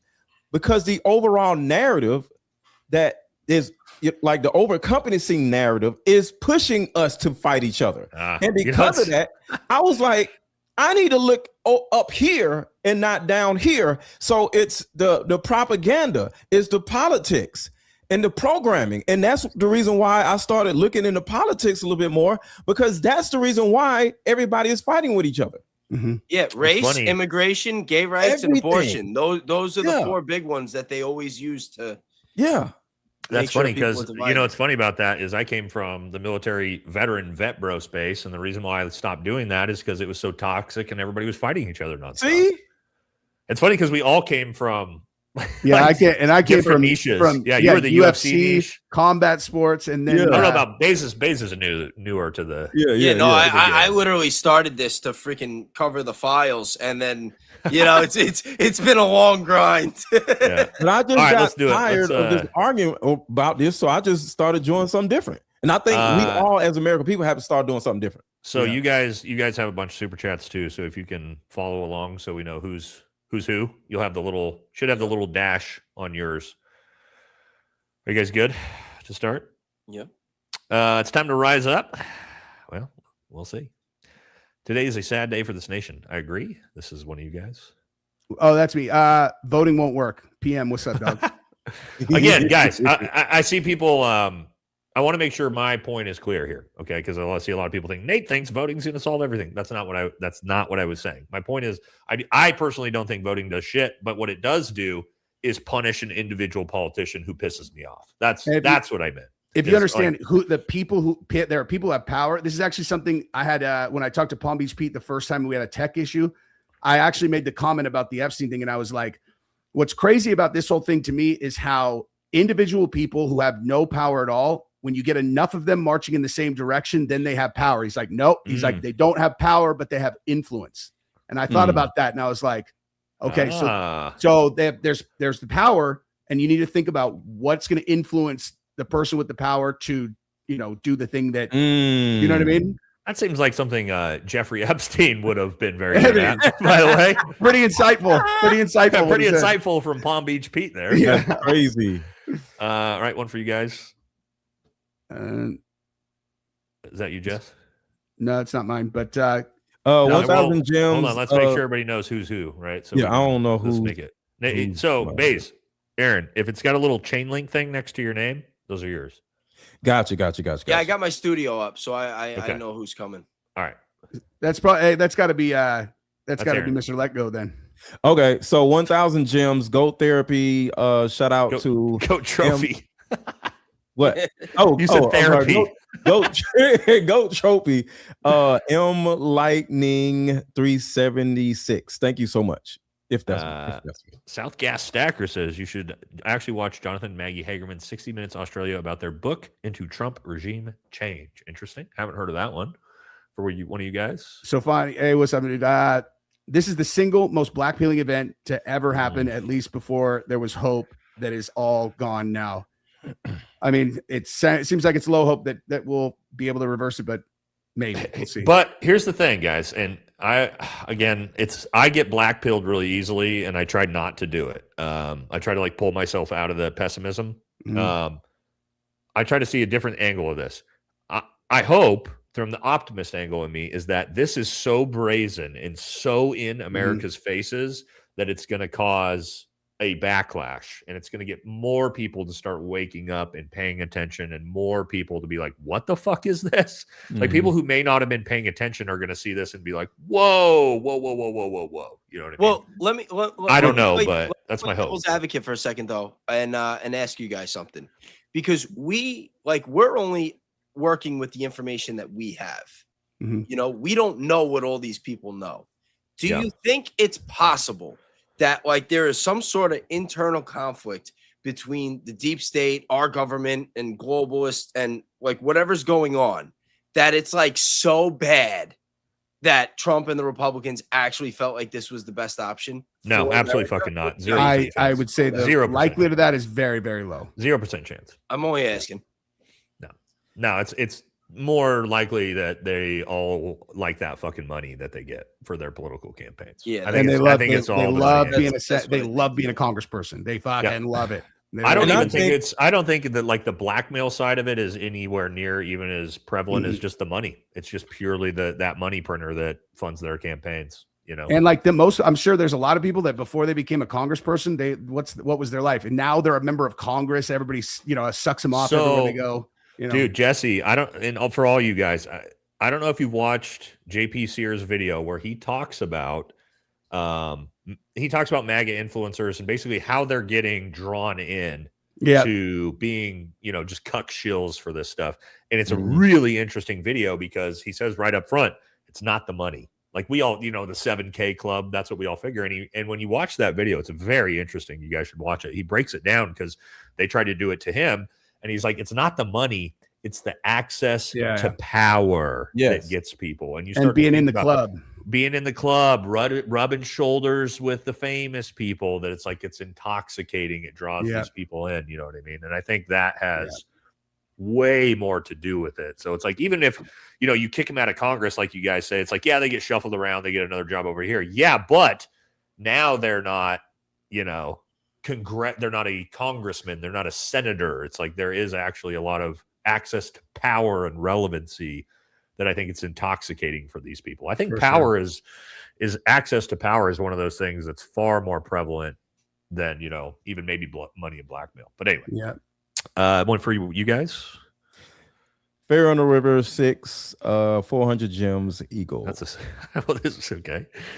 Katie says, it's a sad day for this nation, the beginning of the end. It makes me sad and angry to think the future my daughter will have to endure. Well, that's why we have to fight now. Yeah. You know what I mean? Being a service member during a time like this is very embarrassing. Yeah, I got to talk to my active duty buddies and see what they think about this. I can tell you they got the military, the active duty military community is pretty based, surprisingly, which I actually was a little bit shocked last time I talked to some of my active duty buddies at how anti all of this they are. Take that, Goyam. Oh, I'm not going to read this one out because it's YouTube, but yeah, friendly fire for you guys. Danny, what's up, my dude? Danny's the first one that texted me about this after it went through. And thanks for the super chat, my dude. Jeff says, could this end up to, and I really hate to say, in a civil war? So I hear this all the time. I think it always rolls my eyes when I see people like the left versus right. You'll see this. Each side will be talking shit about like the left versus right civil war. That's not how civil wars work, guys. It's not a. There's gonna be a lot of shit talking on the internet and social media. Guys, civil wars are the government versus a resistance group or an insurgency. That is what a civil war is. Okay, it's not two political factions that decide to go to war with each other. That's not how it works. Okay, so, but to your point, could it? Maybe eventually. I think we got a long ways to go though. For one of you guys. Oh, this is probably for Aaron. I don't know what these are here. No, you cannot see my ID. Oh, crap. That's crazy. That's crazy. Shout out to you, Silver Star. Thank you. Thank you. Thank you. Yeah, I'm getting a lot of gems. I think that's a new thing. Yeah. So, yeah, I don't know what gems are. I've never seen that. I don't know. I'm getting a lot of gems on my side. For those of us out here not current or ex-military, how and why is this so bad? Israel notwithstanding. Well, I think we really deep dive covered that when we talked about potentially going to war with another country. Bays brought up great points about, hey, you accidentally get your fighter jet shot down and they can, reverse engineer your technology. There's a lot of different reasons why. Any other ones we had there? Militarily, bad idea, guys. Other than those were the main ones. I mean, espionage too. If we're sharing data, I mean, you don't need the government to turn on us now. Like, we don't have to just worry about Israel turning on us. Anybody who's compromised in any way, like, you got to understand, the same way that we were using compromat and like the CIA and Mossad with, putting people in positions where they're compromised and they could be blackmailed. Like, other countries could be doing that to our intelligence that has information. You know what I mean? Sensitive information. Hopwisher says the anger is the anger this builds in me is not just for the military aspect, but that it shows that we are okay with what another country is currently doing. There's that. We have now basically just signed off on everything they do militarily, right? So like everything they're doing in Gaza and the West Bank and Golan Heights, Lebanon, that's us now. That's our military essentially that's doing that. And what gets me the most pissed off, which I didn't reference yet, is that when we see all this stuff, like Israel's gonna, they keep getting into all these conflicts, but who's putting the boots on the ground? You know what I mean? Like, it's gonna be us. Like, they get into shit. It's not gonna be the IDF going in and us behind them. No, it's gonna be our kids. Well, it's like that, it's like that, Jesse. It's like, you got that buddy with you at the bar who can't fight, but he knows you can fight, Jesse. And so he's picking a fight on nonstop because he knows you're going to fucking come in there and fight his battle for him. That's what that is. Yeah. My friends would usually be a gigantic dude who's a terrible drunk. And I would be like, stop, dude. Yeah. I had a buddy like that. Yeah. Oh, Nate, did you ever see the reel where you had to have seen it? It was all over IG. I know you're a wrestling fan, where you see Paul Bearer coming out and it's got like the Israeli flag over him. And then all of a sudden Kane's music hit. You see Kane coming out with the American flag. Yeah. I have seen that one. Tinfoil says all we did was buy all their enemies to be our enemies now. People say now we'll have their tech, but bro, that we were just literally just talking about that, right? Same idea there. Stay passive, collective, stop paying whats. I mean, honestly, I'm not going to talk about it on YouTube, but if you want to talk about I don't want to talk about it either, you want to talk about actually solving the problem, this right here, it would probably solve every problem we have overnight immediately. If every person in America got on board with this at once, This probably would be the immediate Not actual even that. resolution. Just credit cards. Mm. Just credit cards. Stop paying your credit card debt. I've heard that one. It's kind of a well, we're not suggesting that on this channel, of course, but No, it's a hypothetical. couple winks. You think this is a reason for, you know what? He knew they planned this. No, I think that gets a little too far down the road. No, I think that this was coming. To your guys' point, you said, or one of you guys said earlier, this was coming no matter what. And I think that too. It would have been interesting to hear what Charlie Kirk had to say today. Yeah, it would. It would. Yeah. Well, I actually think he wouldn't have said anything because at some point they would have just bore down on him so much where he would have just stopped talking. I don't think he was ever going to publicly go against Trump. Right? We talked about that before, and I agree with you guys on that. Trump. So at some point, if Trump really wants to do this, Charlie Kirk would have just stayed quiet. He campaigned behind the scenes, and if he lost, he lost. Yeah, I agree. I agree with you guys on that one. How many of us called our congressman before the vote? I did. I sent the note. It doesn't do anything. I sent the text message script to send. Hey, you says America only citizens have no allies, not Japan, not Australia. Those country leaders and military apparatuses are allied with other elites and oligarchs. This is all going according to their plan. We are on our own. I don't know. I've worked with both the Japanese people, military, and the Japanese Australian soldiers extensively. They're just like us. So I'm not going to say we should write off our allies. I'm not an isolationist that way. Personally, I don't know how you guys feel, but yeah, we currently are about to be us in Israel versus the world, and I don't like the idea behind that personally. And we can't lose allies because of that. Well, we are though. That's my point. It's not just going to be us; it's going to be us and them versus everyone. And no, thank you. That's for you guys. That's me, Shauna. Thank you very much. I keep wondering if this is why the U.S. isn't in the Book of Revelation. The United States.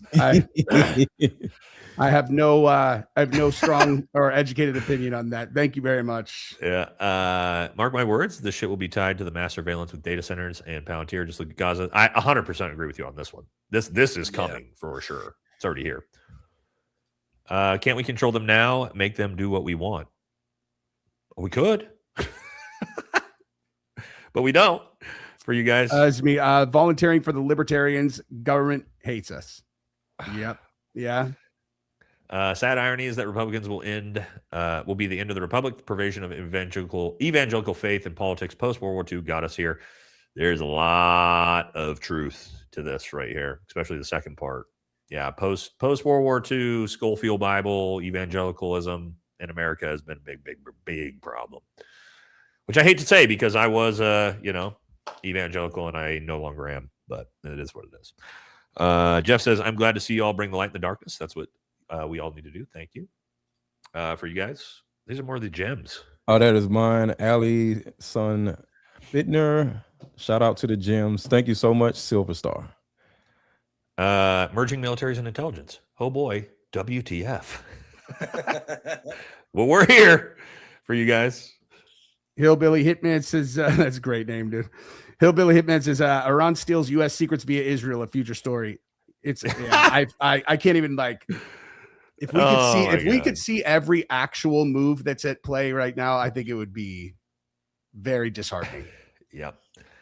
As the world crumbles, that's a good one. Damn. If you allow a government, they will proceed to, you know what? The Patriot Act did nothing. Look in the mirror tonight and find the excuses why you don't stand tomorrow. We are comfortable in our cowardice. This is true. 100% true. But I mean, it's just one of those things. How do you get individuals to stand up? It's got to be a collective movement, and it's got to be spurred on by an event. That is what launches revolutions or whatever you want to call them. But this type of event should be one. Look at Albania, right? Albania had this event. The Kushners came in and tried to destroy the island that they want to develop. And what did they do? That was their trigger event to say, nope, we are going to throw all your shit. Yeah, we're going to run you out of here. We don't got to get into details on how they did it. But again, this is part of the problem with America is we're so comfortable because of how good we all have it that it makes it much, much more difficult to get everyone to that place, right? Because if you have a lot to lose, you're much less likely to want to be engaged in that. You know what I mean? Does that make sense? Yeah, it makes perfect sense. AJ says you can find out where senators and Congress. Okay, AJ. Well, we're not gonna. Hold on. We're not doing that. No. Please, we're not doing that, AJ. No. Don't do that on the channel. That's a big no right there. Let's see. Washington, Mary Gliscamp Perez voted for this. Primary her ass out. I'm all for it. Yeah, if she voted for it, get rid of her. Corey says, since we are at war with the IRGC, committing acts of treason during war is punishable by firing squad. Well, times are different.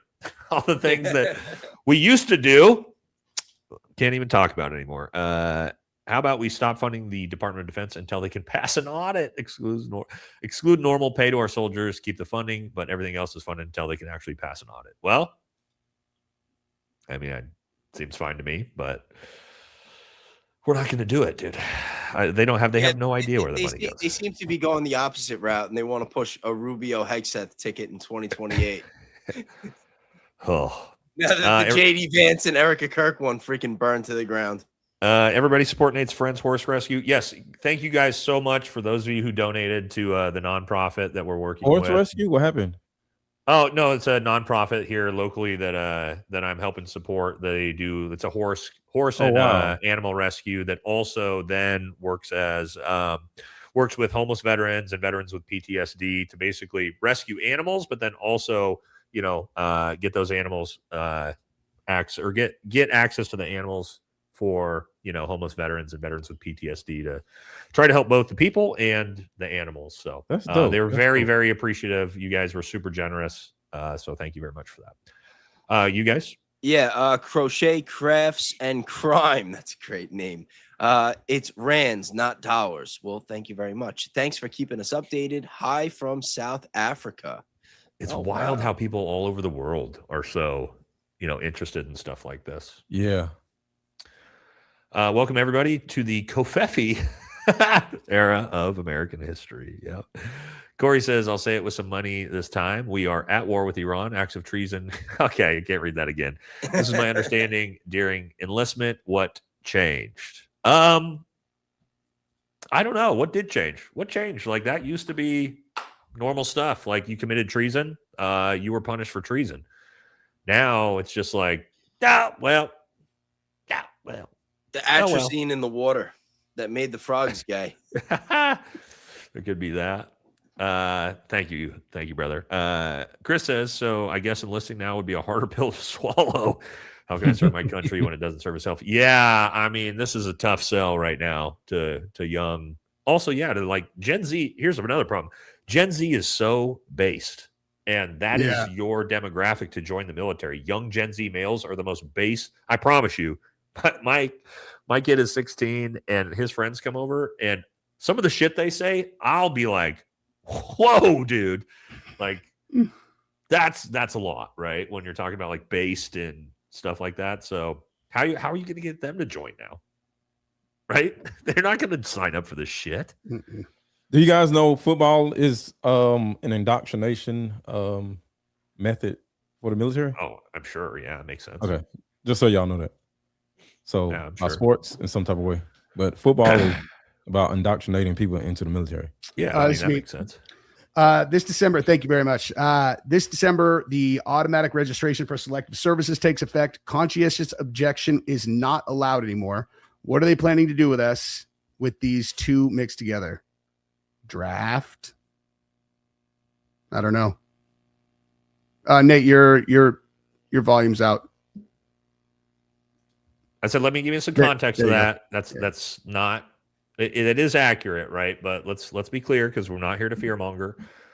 Yes, mandatory and automatic registration for selective service does take effect. However, that changes nothing. I want to let you know it was already mandatory registration for selective service. All they changed was instead of waiting until you were drafted to tell you have to come, you have to you're automatically registered. So that way, when you're drafted, you have to come. So it literally changes nothing. And I know it's a fun one to fearmonger for, right? Because it's a change to the draft. But this one doesn't actually change anything. Every 18-year-old male has to register for the draft. And if you don't, you could get in trouble. Some men don't, but you would still get drafted either way. Even if you're Right. only child, I thought if you're the only child, you don't have to register. Well, there's context to this, right? There's whether you're in college, whether you're potentially Okay. an only child. There's some subtext. My point is the changes to making it automatic registration. You had to register anyway, and so what they're doing is basically taking away me sending in the piece of paper that says I'm registering, and they're just doing it automatically. So again, as you guys all know, as 18-year-old, when you turned 18, you were eligible to be drafted, right? We all know that. Nothing has changed there, guys. It's just now they just got rid of that part of the system. Now, why are they doing that? Duh, because nobody's going to want to go. Yeah, I don't know, but yeah, it wouldn't matter if you registered or didn't register. Your ass is getting drafted if you have a social security number. So, let's keep that in mind. No, we use it all the time, or no, we use it all against them. Come on, aren't we smarter? Can't we reverse this once Trump is out? It's going to be hard. I'm sure it's doable, but it's going to take Congress. It's going to take the justice system. It's going to take federal judges. It's probably going to take the president. And how long is it going to take until we have an entire united government to undo these effects? You know what I mean? I don't know what you guys think, but it seems like it's going to take a while. It's me, Danny. Thank you, dude. It was already happening. It's just official now. Yep, like we were saying. Exactly that. James says, this absolutely infuriates me. Unacceptable. Every individual who voted this needs to be recalled. Stat, on a lighter note, happy birthday. Welcome to the 40 Club. Thank you very much. Thank you very much. Yes. Oh, you turning 40? Yeah, it's my big 40. Oh, that's a big one. That's shit. What is that? We're celebrating it. Hey, the reason I'm so jammed today is because I got a flight for Nate's birthday in Vegas. I'm taking off at 12:45 tomorrow.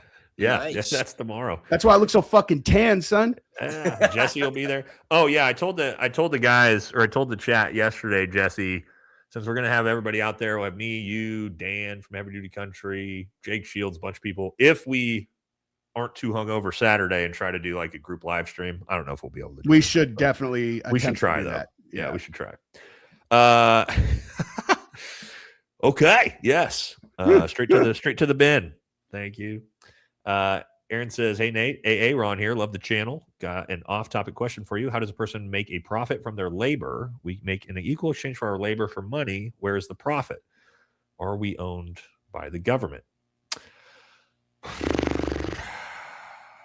Yeah, this one's kind of deep here. Make a profit from their labor. Well, I would say, and I hate to say this, but if you are selling your labor, you're not going to make a profit, homie. That's not where profits come from. Labor is the worker bee's wage. Mm-hmm. You got to be able to scale. If you can't got to be able to scale, you got to to make your own product, business owner, right? I mean, that's where the profit comes from. So, a lot of people don't like hearing that, but if you were just selling your labor, which I did for most of my life, you're going to be very limited in your profit or income. It's just the way it is, right? Even like, for example, you could be a neurosurgeon making $700,000 a year. You're making jack shit compared to the guy who owns a t-shirt company that's got no college degree that just happened to become fairly successful, right? So if you're selling your labor, you're really not going to. You got to be able to make money while you sleep. Yeah, there you go. So and you guys? And just so you guys know, I looked it up. 362 members of Congress. What are them? The APAC people. Wow. Butterfly, thank you very much. What can the average citizen do? They're untrustworthy synagogue. I'm not going to say that out loud. And by the way, my message keeps getting censored. Well, you're talking about some things that are. that particular phrase right there. I'm surprised that got through. It's the reverse SOS. Yeah. Yep. Yeah. Thank you. 50 states and one greatest ally. Yeah, there we go. No. One greatest partner. Yeah, one greatest partner. My bad. Yeah, good point. I talk about it all the time. They're not an ally. Legitimately not an ally. Yeah, not no more. Well, they weren't ever. A lot of people don't know that. The United States and Israel. It's what's crazy. As I was on a live stream, I was doing a live stream with Ian Carroll, maybe Jesse. Jesse, I think you were on that live stream too when I brought that up.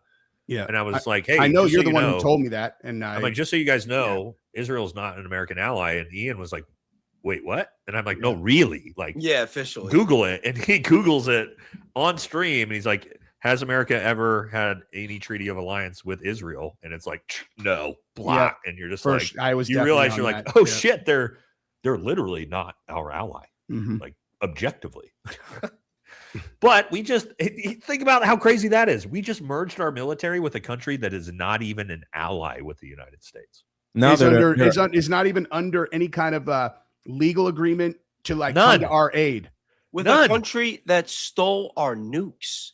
They have no, Jesse's point, they have no requirement to come to the United States aid if we are attacked. But we're funding their military. they're our greatest daddy. Our greatest grifters. Yeah. How does this affect martial law and the ability for the military to overthrow? Well, That part. okay. First That of all, part. here's what I want to say. For those of you who think that the military is going to overthrow a tyrannical government, homie, the military is part of the tyrannical government. They are it. Yes. And I can promise you guys, we do not want to be in a situation where the military takes control of the country. I know a lot of people said that has not gone well. And you know, I've been pretty saying much anywhere. I've been saying this since December, and everybody thought I was crazy, but maybe they'll start like realizing now. But I was saying since September that ICE was not really here for the immigrants. I think that ICE was here for us, and that they brought the immigrants in to justify it. So when this shit went on, that's happening right now, if people did get rowdy, that they already have that extra enforcement in the streets to round people up and do what they got to do. Yes. Francis P. Yoki got completely vindicated. Excuse me. America is the reason why European people are suffering since the last 80 years. Now they are bragging. I don't know. I don't know if you can blame America solely for Europe's issues, but Ryan the Guy says we should have never let a foreign country buy land here. What the F is that about? I agree with you 100% on that one too. Yeah, I'm all about that. And money management firms. That too. The land should be owned by the citizens. Please ask all influencers you know to make videos. I'm thinking about doing this, reading the Declaration of Independence and the Bill of Rights as the Constitution that needs to be done. I'm thinking about doing this, actually, on a live stream. I was actually thinking about doing that, too. Yeah. That'd be interesting. Yeah. Good comment. Joe says, you in the old days, they had quaint expressions for what you saw today, like lobbyist, special interests. And so after today, just put votes on sale on Craigslist or eBay. Votes for sale. Just say, I mean, it's true.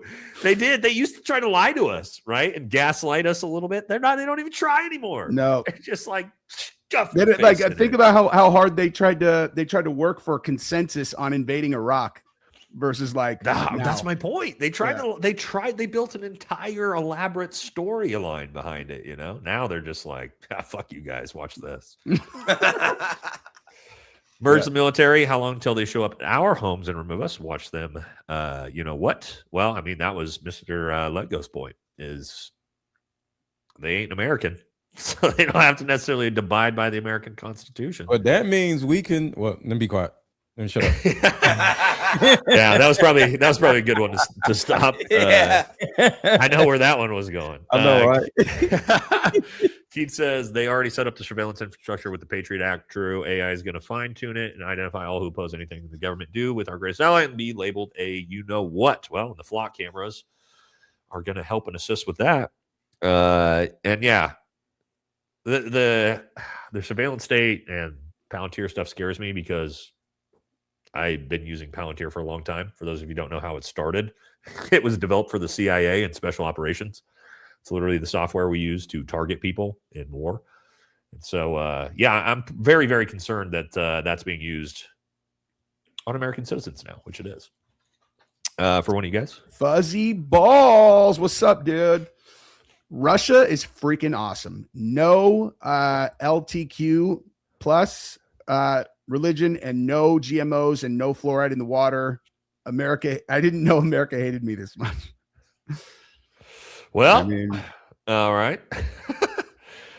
I don't think Russia is anywhere near as bad as people try to make it out to be. I've seen Moscow and I'm like, oh, this looks pretty nice. I don't think not that. Yeah. But it's that way around, like with everything, right? It's the Middle East is that way too, and then you go to Dubai and you're like, holy shit, this is nice. You know? So I've heard China is incredible. China's super nice. Taiwan's like all these places that we're supposed to believe are like third world shitholes. Now there are some third world shitholes. Trust me, I've been to them, but a lot of these are not, and I don't think Russia is one of them. With all the talk about the immediate effects, it's important to remember we have more votes on the schedule. Conscription in December. Conscription is coming up in December? I haven't heard about that. I need to look that up. If that's true, boys. If you guys know what conscription is, it's basically forced service into the military. So like Korea, Japan, a lot of other countries, you are required to do 1 to 2 years of service in the military. Everybody does. Israel, when you're 18.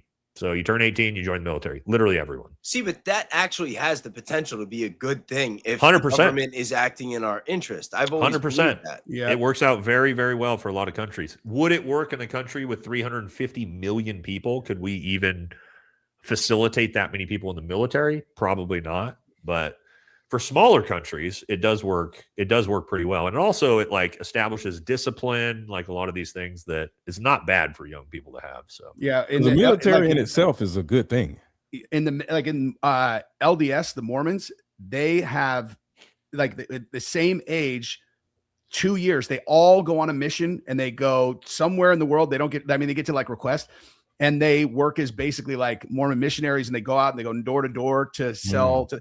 They come back.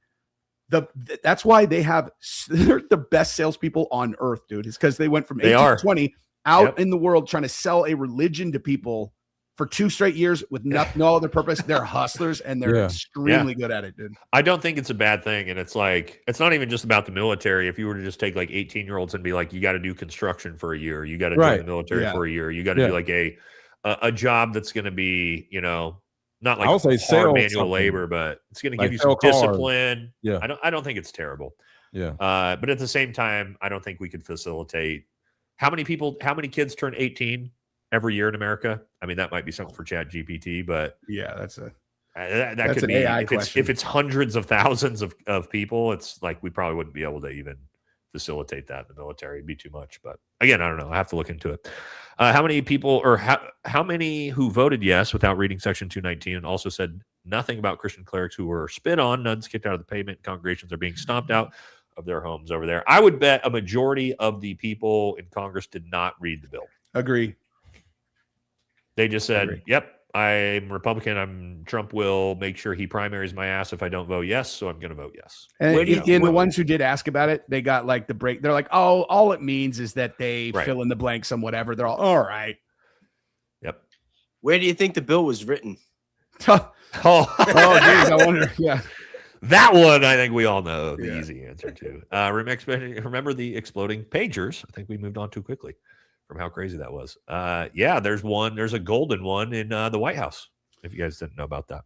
And Nate, it's 3.8 million Americans a year turning 18. Oh, bro, there's only like 1 million people in the military total. So no, we couldn't do 3.5 million privates in the military every year. That would be unsustainable. That would be terrible. And there's a lot of retards that turn 18. Right. Yeah, they don't know the hell to do. You got to train these damn people. Yeah, no, that wouldn't be sustainable at all. We wouldn't be able. We'd have to triple the military budget for that, and we're already spending too much. Currently active duty 11 Bravo at JBLM, my old stomping ground. Spent almost my entire career there. If you're currently an 11 Bravo at JBLM, my advice would be, if you want to stay in the military, look at special operations, my friend, because the grass is definitely greener on the other side, especially since you're already an infantryman. Consider trying out for Special Forces, Ranger Battalion. You've got 1st Special Forces Group there. You've got, was it 75th is there, right? So that would be my advice to you, homie, if you're planning on staying in. Otherwise, just get out. But you're already doing big things as an infantryman, so proud of you. There's never an Austrian painter around when you need one. Okay, that's all right for you guys. Fuzzy balls. Washington D.C. is run by Satanists. Just a real fact. There certainly seems to be a lot of those running around in elite circles. Mm-hmm. For you guys, from Bobby. That's me also. Pray for judicial review that the Supreme Court breaks this up. Happy birthday, Nate. Yeah, I mean, we can Thank you, hope, Bobby. but honestly, I don't know a lot about how the process goes from here. I'm not even sure this is something the Supreme Court can tackle because Why? because it's so here's the way. And again, I don't know for sure, but I would assume the executive actions are often struck down by the president. However, typically bills that are pushed through by Congress are the will of the people. And even though we didn't vote on them, that's why we vote in our local congressmen to go They're vote on representatives bills. of us. They represent us. So if our representatives who we elected vote on a bill to push through, I don't think the Supreme Court necessarily can step in and overturn this entire bill in its function. Again, So this voting is super actually- complicated, but So this is an example of how voting doesn't work. Look what voting did for us to get them to vote. well, it's supposed to work because again, you are electing people who are representing your best interest. The problem is now they used to do this, right? Like the founding fathers, they used to actually vote through things that were in their constituents' best interest, but now they're not. Most of them don't do that. They don't give a shit about their constituents. So and the if you run system, through the incentive, ideologically, it should work. But Jesse, yeah, go ahead. yeah, because if you run through the incentive, the whole reason capitalism works, at least till now, is, and you know, obviously there are some issues there, but like, is that people operate out of their own self-interest. And before, if you do something that's this unpopular, you're going to get voted out. But in the current system, you need the money and you need the support of the party more than you need the people who are voting to be happy with your job performance. The Thomas Massey election. Yep. Perfect You're example gonna of what lose Jesse just anyway. said. Rigged. I think it's rigged, dude. I don't know You're how. gonna lose a job. You're gonna But lose to your point, everything. Jesse, he is crazy popular. Yeah. And he lost because his opponent had more money and the support of the establishment. Yep. Yeah. Even that, it didn't make sense though, because Thomas Massey the was in numbers office didn't for make like 14 years, and I looked at all the analytics, like for I the think it's rigged, primary too. vote totals. Yeah. For the primary vote totals, Massey was right about his average. He got like between 46 and 48,000 votes. The people that ran against him usually got between 18 and 20,000. This dude got And 100,000. this fucking guy, he's got like 56, 58,000 votes. You know, like literally. No, he got of what the regular was. 40,000 more than Thomas Massey did in the No, previous it was election. only it was only about 10,000 more than Massey. But No. it was, No. In the previous election that Thomas Massey won with 58,000 votes, he got 40,000 more than Thomas Massey did in the previous election. Hey, you want to know how I interpret that?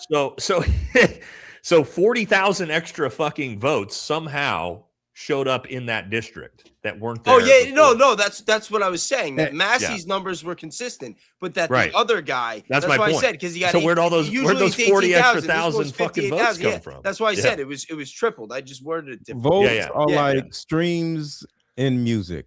Do they really matter, or how do you Well, like this count is them? the important thing to take the away same from that thing. is first of all, obviously in a digital age, numbers on a screen, you know what I mean? And so it's like the streams. and if you look at everything that's happened, if someone's in charge and is in control of the vote counts, then maybe the way Trump, ensured that he would be able to win this time is he made promises to people who are actually in charge of the vote counts. And then you fast forward and Thomas Massey. And then the reason they would do it so egregiously is because so that the insiders who are not the people who understand that is impossible, they know, they're like, oh, so they just like we can't go against them. And it doesn't matter what the people like they're setting an example. They're like, go against us and you won't win no matter what. You know what I mean? And dude, I'll never more forget gems for Aaron. 2020. Yeah, shout out to Serene, 100 gems. High five. Thank you. Nadia says this December, the automatic elective service takes effect. Oh, he did this one already, right? No, this is a new one. No, that's new Oh. though, I think. No. Oh, okay. But we were just talking about it. Conscientious objection no longer allowed. Now, this is actually a big deal. Conscientious objection not being allowed. I don't know if this is true or not. That's a big change. What are they planning to do with these two? You know what? So again, automatic selective service doesn't change anything. But conscientious objection not being allowed. That's always been a fuzzy one when it comes to the draft too, right? The draft, typically, you can't be a conscientious objector when you are drafted. So you look at Muhammad Ali as a famous example of that. He said he was a conscientious objector. They said, we don't care. We're putting you in prison. So if you are drafted, that is typically where they don't allow that, which is pretty fucked up if you think about. But is it better to go to prison than to go just like in this situation? Than to go to war? Well, no, I don't. Well, it depends, right? Because a lot of you have to also consider, a lot of people don't really understand that the percentage of soldiers, let's say, that are actually fighting the war, and I mean kinetically fighting the war in infantry, artillery, special operations is like 5% of the entire military. So if you're drafted, you're much more likely to go work a supply job, a logistics job, something like that, than you are to be on the front lines. Not to say that they didn't send troops on the front lines, but actually there was more, I believe there was more volunteer soldiers in Vietnam killed than there were draftees. So, however, there is an aside to this. If you join the military willingly instead of being drafted, then you can choose your job, which means you can choose a non-combat related job, which means you would never see combat. So, yeah, you could be a mechanic. You could. So I would suggest to all you out there, if there is another world war and they are drafting all of our kids, it is not a bad idea for your kid to volunteer and sign up and choose a job that's a non-combat role. That makes a lot of sense. I didn't know that. Just if you're Muhammad Ali, there's being strategic. Yeah. With Muhammad Ali, there's a lot of other things at play too, because there was such a huge. Well, they were making an example out of it. Exactly. Yeah, they were going to draft him so that if he went and fought, then everybody else are like, well, geez, if Muhammad Ali went and fought, but he was like, no, and so they're like, what do you mean no? And so they had to, it's like they had to do the inverse example. Yep. And if the Democrats had the seat of power currently, they'd sell us out the same. Yeah, you're probably right. We need a libertarian revolution with a resolution on independence. Yeah, not a lot of people are libertarians, though. I lean that way. I'm not a full libertarian, though. I hate to disagree with you on this one, Nate, but I don't believe we are voting our way out of this one. Again, I've tried to clear up what I said. And my point was not that we are going to change everything through our voting system. I don't believe that. It is, I want to take away employment from the people who voted yes. I want to punish them financially, personally.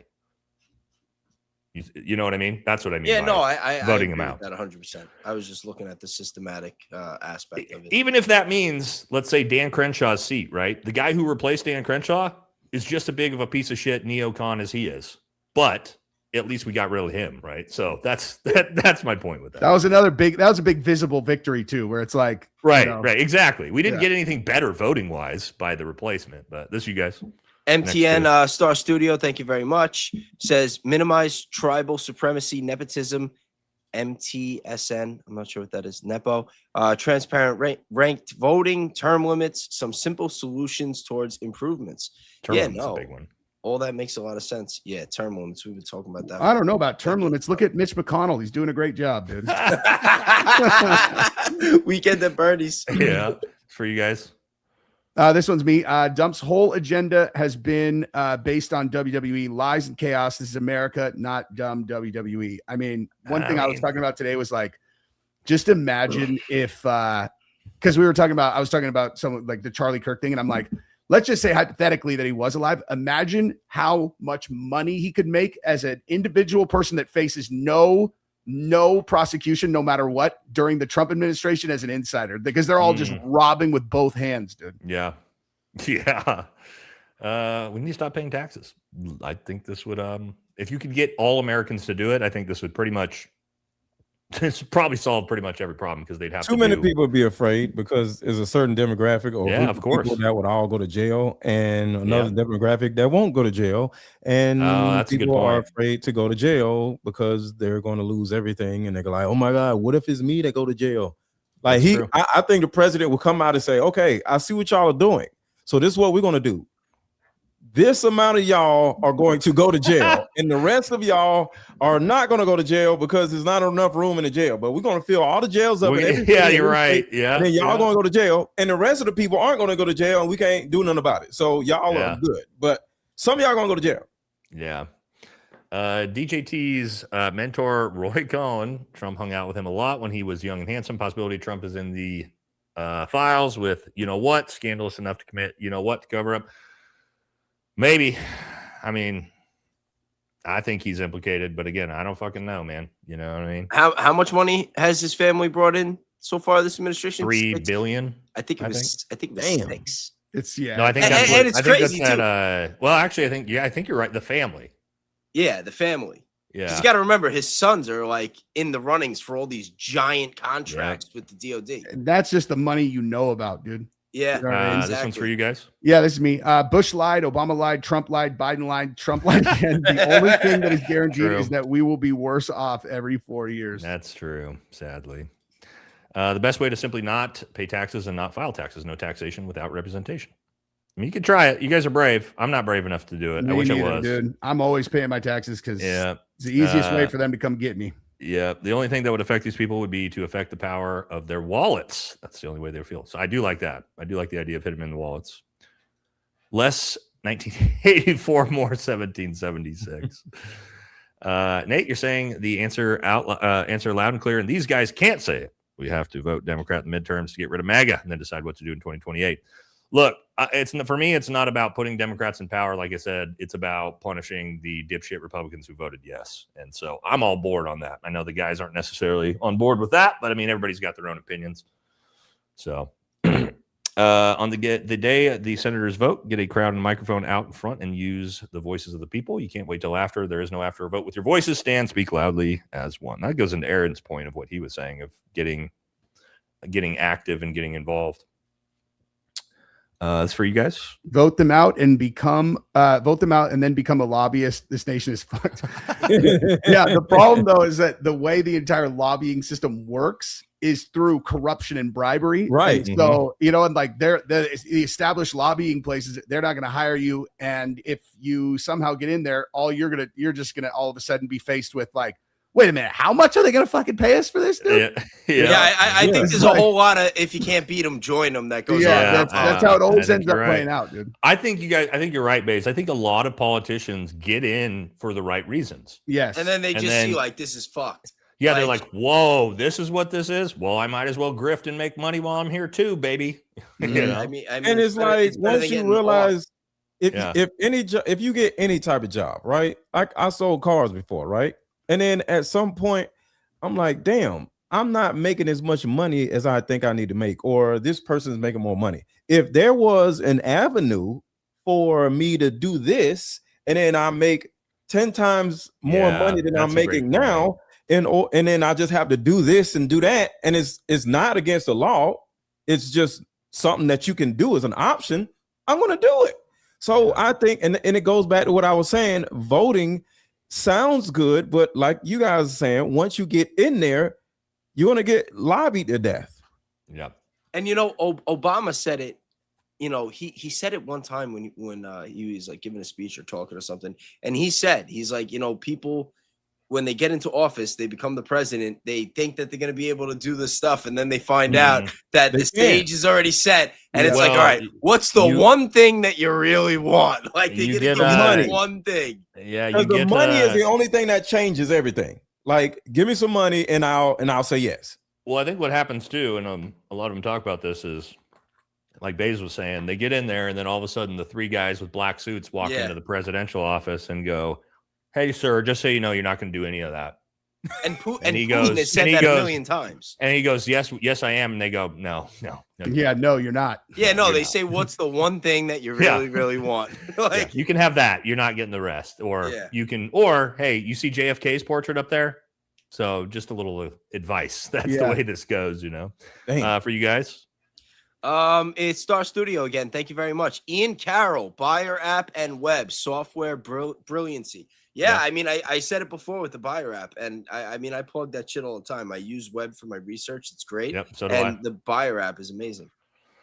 Why don't we the people make petitions to change the law? Are the people, not the government? We elect officials, an extension of us. Let's be the change we want to see. We have to come together. Well, but here's the thing, Aaron, is that's why we elect representatives, for them to make changes to the law on behalf of the American people. But then, to our point, they don't. They just go in there and go, "Nah, I'm just here to make cash instead." See, we the people don't have enough money to support that person that we put into office to take care of them. And once they realize that they're going behind on their bills because of A, B, and C, now this other group comes in and says, "Oh, we'll help you." The American people can't do that. And it's just so much money because even if you put a wealthy person in there, you know, like, oh, this person, dude, that guy's worth 120 mil, dude. He's not going to take anyone's money. And it's like, oh, he's not. They're like, how about you don't want another 60 on this, dude? Yeah, how about we double it? Yeah. How about we double it with one stroke of the pen? Like, there's always a number that's going to. It's like how would you like all your kids to have 120 million too? You know, right. Dude, you're like, oh, okay, yeah, it is money. Dark money super PAC support by any of them means they don't work for us in our interest. Left, right, funded by the same pimps. Dude, this is why I want lobbying out of politics. I want corporate lobbying out. I want like the fact that even FARA, the fact that exists to me is like. No, FARA shouldn't even exist because we shouldn't have. I don't care if you're registering. You shouldn't be able to fucking pump a dollar into our. It's not about announcing that you're here. It's the fact that you're here. Yeah, right. And Israel had the loophole for FARA, and now that's how we ended up here. And now there are partners. Look, just so you guys know, if you didn't hear this, as of this week, it's 110 now. So, is that me? It was either Myanmar or Malaysia, I believe. That just became number 110. So there's that. The USG is set up systematically to do what it's doing. You can't really change it, not by engaging the system. Anyway, it's actually not set up that way. And actually, most of what's going on is breaking the Constitution. And it's actually illegal, to be honest. Let's see. Outsider says, what happens when you get an IDF general as Secretary of War? Well, I mean, we could get one, I guess. I read that earlier, and I was like, "Oh my god!" But you guys got to realize the way that this bill works. All right, the person, the head of the Department of War, picks the facilitator that organizes all this stuff that's going on. True. So that means that Pete Hegseth is going to be assigning whoever that's going to facilitate all the shit going on with this collaboration. I wonder how he's going to. I wonder what the decision criteria is. For that. My god! And not only that, but a lot of the decisions that they make are decisions that used to have to go through Congress, and now they just get to bypass it. God, dude. That's what I said. You guys have no idea how bad it is. Yeah, I mean, like this is the can of worms, right? It's like we've probably talked about 5 of 100 things that are going to happen from this. Tyranny level type of laws must be escalated to the judicial branch. Not anymore. Our system is designed to prevent acts of tyranny. Well, for one of you guys. Yep. Vote them all out. Star Studio, 100% right. Nate, these guys are tap dancing around facts. No, they just have different opinion than me, man. Hold their feet to the fire. Yeah, look. My ideas is not necessarily correct. My idea is just a little bit scorched earth, which is fuck these people. I want to see them lose their jobs. And that doesn't matter to me. I just want to see them all lose their jobs. I want to see the Democrats lose them too. Yeah. So let's keep moving here. Fuzzy balls. Nate is naive because the whole thing is orchestrated from dark forces and both parties are told what to do by the same oligarchs. It's a uniparty.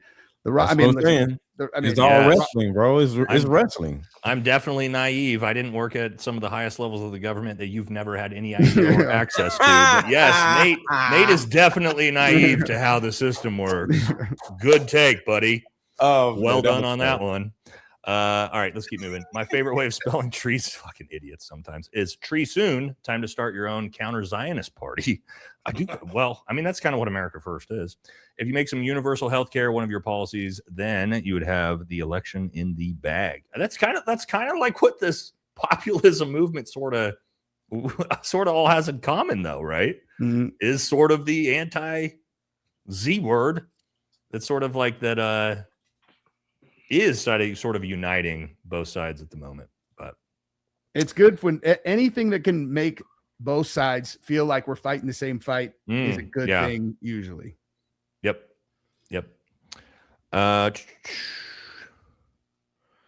All right. The both sides things has its place, but now the Republican Party, the Rep Party, has sold out to Trump and is complicit in burning down our institutions and rights. Dems have issues, but most centrist Dems are actually looking to govern. See, I disagree with you completely on this. I think centrist Dems are actually just as bad as MAGA. I think it's the progressive Democrats that, while I don't agree with everything they believe, I think they're the ones that are actually fighting against exactly what we talked about. I think the centrism, even as an independent, This is one of those weird things. Like Jesse, as an independent, do you consider yourself a centrist? I don't consider myself a centrist as an independent. I just consider myself someone that has a broad range of opinions across the political spectrum all over the place as an independent. You know what I mean? No, yeah. I don't know what you think about that, but like totally that. And it's like the way that I choose. Oh, sorry. You got like, no, you're good. Crossed up. Like I could. Yeah. I was saying the way I choose is usually less about policies and more about things that someone does that demonstrate that they're kind of running their own show based on principles as opposed to other things. You know what I mean? Yeah. If a Democrat gets voted in and makes the country even worse, then the Republicans will use it as a propaganda campaign. They did. That's how Trump got elected in 2024. That's literally every how year it happens. And that's how Trump got elected both times. And that's how Obama got elected, by the way. That's how Obama got elected because George Bush was so stupid. 2 wars and a financial crisis, right? So, to your guy, I mean, this is the pendulum, right? Yeah, where it's just back and forth and back, and I think that's the way it's designed, right? The uniparty's designed to function that way. And think about it: a year after 9/11, George Bush had like the highest approval rating of any president in history. It was like 80-something%, I think, because the circumstances made everybody remember. Oh shit, we're all on the same team. Yeah, you know. Yeah. The problem is 50-year-olds who are still victim to the slop of mainstream media. That's how Massey got outed. I don't think change is coming soon. Yeah, I think this is a problem on both the left and the right, right? The people that are only ingesting Fox News, CNN, MSNBC, and that's all they intake. I mean, they're all propaganda networks. It's propaganda for the left. It's the propaganda for the right. So, I don't know. Anyone in the government who voted for this gets old yellered. That's a good term. We can say that one freely. The U.S. is where it's at because many idiots voted Republican. Okay. Next for you guys. I think that's me, but I lost my spot. There we go. Lady, thank you very much. Effing vote libertarian, less government, less war, less corruption. Let's just all write in Massey if he doesn't run. Literally generally speaking, if the policy is smaller government, less invasive, I'm like, yep, that. Yeah. And that's why I do lean libertarian pretty hard on a lot of issues. It's exactly that. Joe says, to jump on what the hosts are saying, if there are real world penalties from politicians, they will recycle through the system. Meanwhile, real people are dying, homeless veterans, service members, just saying. Yeah, I mean, we talked about that quite a bit. Thank you, Joe. We are not voting our way out of this, right? Well, we can't talk about the alternatives on YouTube. So NDS is quietly moving government infrastructure into the executive branch. That's there's a term for that. Consolidation of power into one sector of the government. It starts with the letter F, but people get upset when you talk about that word. Fascism. If voting worked, I knew that's what he was talking about. If voting worked, they wouldn't let us do it. This is fair. This is a great point. That is a great point, dude. This is a great quote, and you're 100% right. For one of you guys. Oh, yeah, Steve, what's up, man? Thank you very much. And welcome to the membership anniversary. Glad to be here with the boys. Jesse, I sent you an email. X said you need to update your settings to receive messages. That was my subject line also. Wait, what? I don't know. I don't know how X works. Okay. I will check that out. Thank you for letting me know. Fuzzy Balls. I refuse to vote for any party led by Chuck Schumer or Nancy Pelosi. It's fair. Yeah. Well, they're just as bad, right? That's blue MAGA. Schumer. Blue MAGA. Oh yeah. That's what I call them. Schumer, Jeffries, Booker, Newsom. It's all the uniparty, dude. That's why they all support the war. All of them. Star Studio again, thank you very much. System changes, looking for a few good apples like Bobby Fischer was searching for. Accountability of responsibility, solutions thinking. Okay. National work stoppage could crash the markets and they would come around real quick. Problem is, a great idea until people that don't have any money don't go to work and then they don't have any food. And so they have to go to work. So gotta start growing our own, get those microgreens grown. If they can take our military, they can take our constitution and civil rights. What's going to stop them? Maybe they'll keep Trump in office forever. Well, I don't think he's got a lot left in the tank, to be honest with you. Regardless, he's pretty old. APAC YouTube channel just posted. They have their own YouTube channel. What? Just posted a short of their victory in our effing faces, how much they won. And I bet they're going to be bragging about this. Yep, from this, they're rubbing our face. APAC has a YouTube channel. Did you guys know about that? No. I hope they don't get any views. Was that like a joke for Ben Shapiro or something? No, I think he's serious. Hold on. Does APAC have their own YouTube channel? I don't know. We'll look into that. That would be. Oh, they do.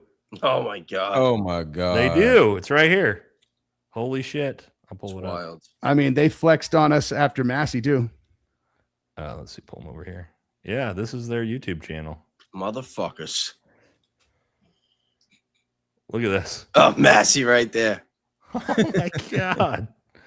Ugh, gross. Let's get that off the screen, huh? Let's get that off the screen. Didn't know that. Well, we learned something today. APAC has a YouTube channel. If Vance votes no when the bill hits the Senate, this may be his only chance of redemption. Ooh. Let's think about that, guys. Let's think about a situation where this goes to the Senate and he's the tie-breaking vote and JD Vance votes no. What do we think about that? That would be crazy. That would actually give him a shot for 2028. I think it might. He's making that pivot. But would it all but to your guys' WWE point, what if that was the entire point the entire time? Dude, if that what I mean, and then they win. Like then I bought it, dude. Then I bought the kayfabe, dude. That's what I mean. What if it's all kayfabe? Just sit back and enjoy the show. Yeah. Holy sit back and enjoy shit. the show. That would be so crazy. If he did that and then like went on Rogan, he's all, that's why I smacked it down. I smacked that bill down. I'd be like, damn, dude. It would be so hard for me to be like, nah, this is all fake. Because I'd have to be like, this is amazing that he did this. But then I'd have to do all these mental gymnastics to make it WWE kayfabe. Yeah, you're like, God, doesn't he has a lot of connections to Peter Thiel, and Peter Thiel's like, fuck, man, I don't know. Yeah, that would be crazy. I don't think we're going to see that, but that would be wild.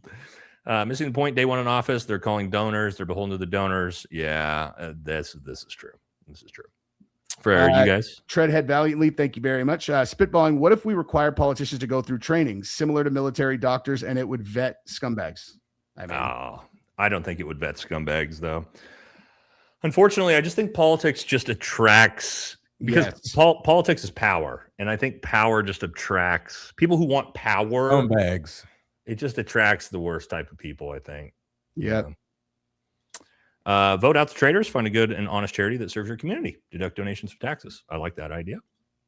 For you guys. Fuzzy Balls, if the amount of non-voters goes above 60%, then the elite will panic because someone can come in as a third party and win. That's a good point, actually. Yeah. But let's just get that third party in and win before they know that there's a problem. Yeah. Another one. Is this you, Jess? Learn Espanol Musica. Thank you very much. What happened today might piss off the Houthis enough to choose the Bab el Mandeb Strait. Yeah. Straight to Mandab. Yeah, they're saying they're going to do it. So for those of you guys who don't know, I heard about this. Houthis are talking about shutting down the Strait of Mandab, which is another 10% of the world's oil supply that comes through there. So not great. That is what they call, this is like the actual, where they're like the noose is tightening. Like that's what that would be. Let's hope that doesn't happen. The community model centers around food and farms. Get to know a local farmer. Better yet, get some livestock and start doing it yourself. 100%.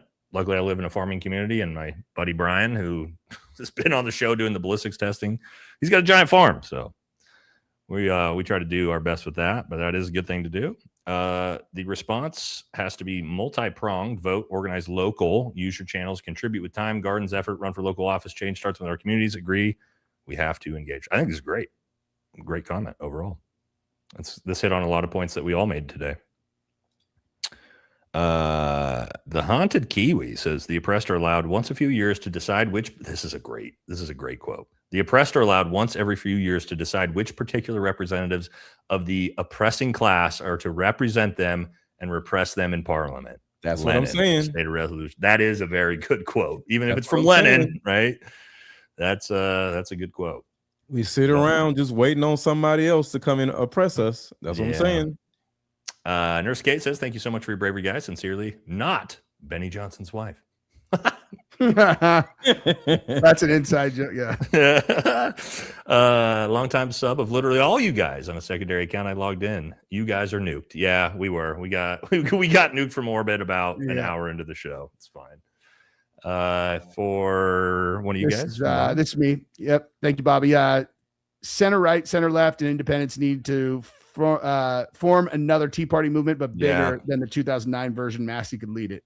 Maybe this is it. Maybe it is this. Maybe it's center, conservative and liberal independents that could do that. Yeah. Good idea, Bobby. America will be first again. I hope so, man. I hope we grab our balls and we figure it out America together. First again. Man, what if we did that Tea Party thing? What would the right name, because I thought Tea Party was such great branding back then. I was like, I don't know what you would even call it. It's like something that captures what America's supposed to be. That's why the Tea Party was such a good brand. It's like, I don't know. Think on that. We could come back to it. Yep. These ones are for Aaron for sure because they're gems. Floating heart 100. I don't know what these gems are. I don't know. Shout out to them though. There's something. Hey Nate, I'm a current U.S. Marine. I'm under a no contract, no obligation contract, and after today on Monday I will be resigning. I will not serve this. Hey, well, you make those decisions for yourself, brother, and I don't judge you at all. Regardless, you served the country, and you did your job. Mel Jesus Gibson says that's a good profile picture too. Tucker is still pushing Vance. That sends off controlled op red flag. Hope I'm wrong, but makes me think if people need a hero, give them the heroes. Yeah, I was talking to JD Delay about that earlier. I don't know if you guys see that. Tucker's been putting out really heavy pro JD Vance reels yesterday or today. Look, it's one of his friends, man. And so there's a personal relationship there. So I'm not. I try not to be judgmental. I don't agree with him at all, Tucker, on that one. But yeah, it's different when it's your buddy, right? So can also cloud your judgment with some things sometimes. But again, I'm not judging. With the friends with benefits becoming spouses, how does dual citizenship work for each country? Oath to a nation. I don't know. Dude, I have so Gabrielle is UK citizen and United States. Oh, is she? Yeah, and I still am America first, believe it or not. I don't know. She's like she has dual citizenship, but we're American, obviously. Yeah, just is what it is. I'm personally not a fan of dual citizenship at all. I don't think it should exist. I don't think it should exist in America. You either are an American citizen or you're not a citizen. We would give ours up in 2 seconds. Yeah, we would give that up in 2 seconds. If they were like, no more dual citizens, we'd be like, there you go. Just throw in the UK passport in 1 second. And how crazy is it that if you're in the military and you get like a certain level of security clearance and you're a dual citizen, you have to renounce your other citizenship, but you don't have to do it in elected office. If you're in Congress, not quite true. Not quite true. Not quite true. Which part? You don't have to renounce your dual citizenship to get an active security clearance in the United States military. I know I've got buddies that have dual citizenship that have top secret clearances. Oh, really? Mm-hmm. Now there's a upper level of investigation that will go into that. Same thing as if you have a foreign wife, or like to Jesse's point. Jesse's wife, Jesse would go through a higher level screening process to his security clearance because his wife has dual citizenship. Or I have a lot of buddies that have wives that are from Russia or Japan or Korea, and they go through a way more extensive process in the screening. But yeah, you don't automatically have to give it up. Yeah, no, I know somebody that did. That's why. Yep. I didn't know there was one. Yeah. I think you should have to, personally, by the way, but also, though, Baze, it also depends on what country. Depends on what country you have dual citizenship for. It was Brazil. So Brazil would probably not be that big of a deal. If it was China, that ain't going to happen. If it was Russia, that ain't going to happen. If it was Iran, that ain't going to happen. But if it's Australia, if it's the UK, then sometimes they can be way more lenient with that. Does that make sense? Yeah. A couple little things, silver lining. I've prayed for a long time about this very conversation to happen. So God is good. Christ is king. Also, y'all were talking third party when they nuked it. Think about it. A kick dog barks. Think on that. Thank you very much, Frank. I appreciate it. Disagree with the stop voting takes. USA turnout is only around 60% in presidential elections and 40% in midterms. Way, way lower for local elections. That's a good point. Hardly anybody votes as is. I didn't even think about that. Everyone who voted yes on both sides needs to go. Agreed. It's for you guys. Dale, big super chat. Thank you very much. Baze is based. I would vote for you. Having a hard time with this one, bro. Cannot wait for tomorrow's discussion. I have too much to say. Be prepared and be the light. Thank you very much. Yeah. A lot of people have a lot to say about this one right now, for sure. For you guys. Star Studio again. Thank you very much. Investigative reporting. Follow the money. Yes, always follow the money. Will the news tell the real story? They're not telling the story at all. Yeah. Will they only talk about the 1.15?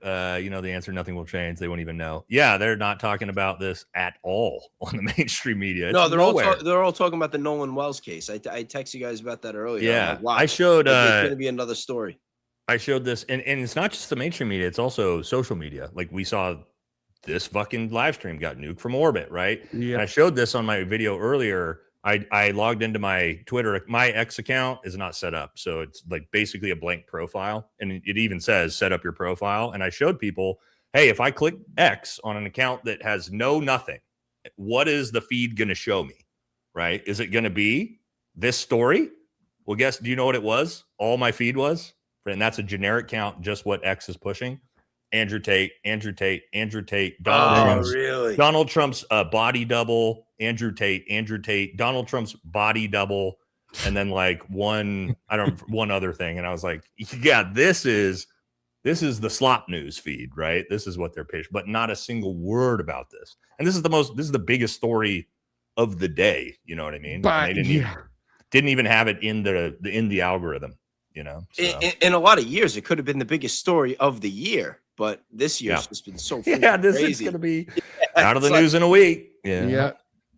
When will America declare independence? It's coming. It's coming eventually, guys, with the way things are moving, but it's going to take a while. At the same time, how does giving nuclear enrichment to the Saudis fit in with Section 219 vote appeasement? Well, keep in mind, the Saudis get along pretty well with our greatest ally. So I don't know if there's any connection here, but we're also pretty good allies. Somebody's getting paid. Yep, there you go. That's always the way. Somebody's making money off it. Somebody's getting paid. For you guys.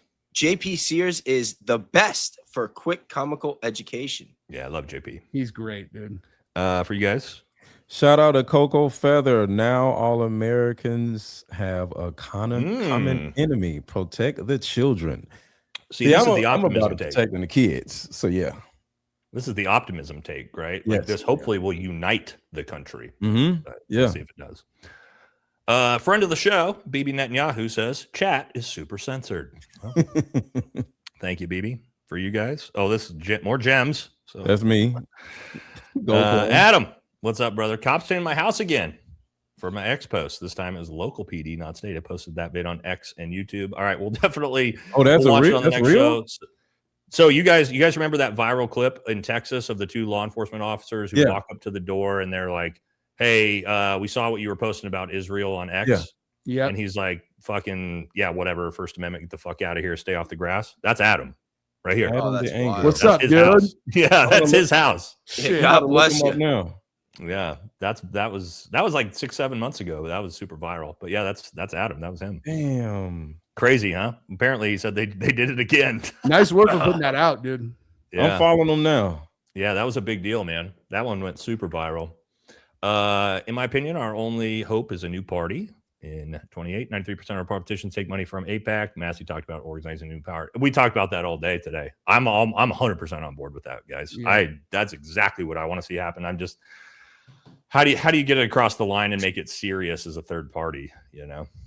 If Candace and Tucker launch it. It's exactly, Jesse, that's exactly what I said on my channel. I was Really? like, you have to, yeah. I literally said to my audience, I was like, the only way it would work is if you had like Tucker Carlson and Candace Owens, Sean Ryan, like all of those, all that massive group get together and be like, this is the new party that we're launching. And, but you'd have to have like Anna Kasparian. You'd have to get like, you'd have to cross. They're friends now too, dude. Yeah. Yeah. So it's doable. That might be the way it would have to happen. You know, they're all, it's either Candace and Anna or Jesse on fire and some person you haven't heard of. How do you reconcile voting GOP? But they're the ones that start wars, explode the budget, and lead us to this point. Well, I would say this is both parties do all of those things. Yeah. If you want to look at the voting record for voting to go to war in Afghanistan and Iraq, yeah. Take a look at that, because there was like 2 people who voted no, and it was Bernie Sanders and Barack Obama, and that's it. So that's a both sides problem on that one. That's a uniparty thing. Cody Nichols, what's up, dude? Thank you. I think gems are just super chats with extra steps. Viewers still spend real money, but it feels like the platform takes a bigger cut before creators get paid. I don't know I'm not sure about that. I don't know. I don't know anything about it. Yeah. Thanks, brother. First time I ever seen gems was Aaron getting them as donations. Yeah. These are all for you guys, the next 4 or 5. Shut up and think. What's up, dude? This goes so far beyond money. I think it's because most people aren't that evil that they can't believe anyone could be that evil. Wake up, folks. Yep. Cody, again, thank you very much. Don't forget the FEMA camps. They are still there. Yeah. Yep. No one, anyone. Thank you very much. Canada is done. We will hit back and suffer the consequences. Oil and energy will be cut as an export to USA from Canada. I don't know. I don't think the United States and Canada want to become enemies. Doesn't make a whole lot of sense. But the USA is in the Bible, Book of Revelation, chapter 17, and others. USA is a mystery Babylon. John talks about. Only way he knew to describe that is what he saw. You would really like my good friend Tim, because he's all about this exact thing with Revelations. I don't know enough about it when it comes to those connections. So thank you for the super sticker. Is USA protested like Albanians? What's the difference? Albanians are based and we're not. That's kind of what I've seen so far. For you guys. Sure. Oh, that's me. Sorry. Short stack. Thank you, dude. This looks like the Old Spice Blade, Mr. T. Mr. Let Go. Dude, I'll take any of those. Those aren't insults at all. Yeah. I'm not mad at Blade. Yeah. Rain, although, thanks very much. hey, that guy didn't pay his taxes. That didn't work out very well. That's true. No, he did not. That's He had a hard true. time. Wesley You're Snipes right. didn't pay his taxes. Did he still and have to move pay to after the he went to Cayman jail? Islands. They shipped him for 9 years or something like that. 9? I don't think he Yeah, actually but- served 9. But No, he bounced, dude. He went to the Cayman Islands or something like that. Oh You shit! don't remember that? That's why he stopped acting for like 10 years. It's because he I thought bounced. he actually went to jail though. No, I don't think so. I thought he did. I'll check. Really? I'll check. I don't think so. I think he bounced, but I don't know. I don't remember exactly. This is for you guys. Yep. Rain, thank you very much. What if influencers aren't only getting secret memos from influence campaigns? What if the real puppet master is AI quietly writing? I have considered this. Mm. I have considered this, dude. And that AI is writing the script behind the scenes. And because look at what the outcome's going to be. No matter how you look, it's like data centers. Because like there was that story about that guy who was the whistleblower. And then, it's like, there's no way this kid did that. And it was like, what if like it is at the same time as the story about how AI was blackmailing the scientists that was going to shut them out. I'm like, what if AI is like blackmailing somebody and told him exactly how to get into the house and all that? And like, I've totally thought about that. Yeah, but it's strong enough to do that now. Yeah. Like it's good enough to be able to do that. Totally. You know, It's we're not probably in much like a better than we know. dystopian, like futuristics, like fiction story there. Like the current AI system is strong enough to do that. Which And one Ugh. debate that I've had with a couple people that are big into AI, because if like you think about DARPA and the technology that the government has, they're usually always like 5 to 10 years ahead of what the public has access to. And I said, like, if you think about AI and how powerful our AI is and the capabilities that we have now, like imagine what the government's got. But people that know AI doesn't think that the gap is anywhere near that big like it is with other tech. I actually have a theory that's crazy about the data centers. The data centers are actually powering underground. They're building something underground cities. Underground cities, and the water that the data centers are taking is funneling the water to the underground cities. So can I tell you guys something? Because I never subscribed to the underground city stuff. I always thought it was silly. But I'll tell you about when I was in the last phase of the Special Forces qualification course. It's called Robin Sage exercise. It's like our culmination exercise. The final, we hit a target, right? As a team. So it's in North Carolina, in the middle of a fucking suburban neighborhood, in the middle of nowhere, North Carolina. We flew in on helicopters, and the objective was to take down a cell phone tower to like knock out communications because you're fighting a war, right? And it is a full cell phone tower. It's just like in the middle of this fucking neighborhood, which is crazy. And we get there, we hit the target, and like we're setting up all our explosives, mock explosives to hit this target, and we have to go clear the whole place. And there's a little it looks like a little outhouse, like little wooden like porta shitter. You know what I mean? You go and you open the door, and there's a latch, and you pull the latch up, and there's a stairwell, and you walk down the stairwell, and it turns into a 7-story deep nuclear facility, hundreds of meters by hundreds of meters, all throughout just in the middle of nowhere suburbs of North Carolina, 7 stories deep. It's like the craziest underground thing I've ever seen in my life. It was super cool because like we cleared through it. There was bad guys everywhere. But dude, like seeing that, I was just like, this is just fucking underneath the ground in the middle of nowhere, North Carolina, under a cell phone tower. It's like there's probably shit like that everywhere, guys. Yeah, you never know. That's like some shit out of Lost. Remember that? I don't know. Dude, we were just like, it's like going through there. It was just like, and it fully developed, right? They like built it in the 50s or 60s during the Cold War. In the 50s? Yeah, dude. Oh yeah, they definitely they're getting ready for nuclear war, dude. Not even a bunker. I'm talking about like an underground. Think about like if you were to go to think about like a Bally's Fitness. Think about like how big a Bally's Fitness is, like giant, big, open, like probably like 200 meters by 200 meters, but 7 floors deep of that. Like you go down floor, here's the 6th floor, here's the 7th floor. It's that massive everywhere you go. And it's just like that was all just under the ground in the middle of a neighborhood. And so I actually believe Greensville, North Carolina, or something like that. I actually believe that's what the data centers are actually for. There's a whole but that's my point, Aaron, is like that shit. There is that shit underground in this country. Like I've been in them, So I'm gonna run out of time here because we're going to Vegas tomorrow. Gabrielle's below. We have so much shit to do. You're good. We're gonna hit the just the yellows and above here, guys. To finish anybody that super chatted that I didn't get to, I apologize. Just let me know on the next one, and I will kiss your face and give you extra time. We weren't planning this live stream, guys. Thank you guys so much, but we'll do that. All right, we'll get out of here quick. We're almost done. So, Millhog says all they have to do is to backdoor systems and shut them down. This is another big problem. Is we didn't really think about that. This might have been for check if these are your guys's. If they're not, then they're Jesse's. I don't think that's mine. Okay. For Jesse, hey to all the good-looking guys on YouTube. Thanks so much for doing this collab and informing us with all this mess. Appreciate it. Love you, Jesse. Everyone, keep up the hope and faith. Thank you, Dee Jesse, and appreciates it. And sorry, guys, if we miss a couple of them, but can't be here forever. Jensen says this feels like the Avengers team. We need to combat the healthy masculinity crisis that is facing this nation, supporting the country, the youth, women, and the truth. Thanks for all you guys do.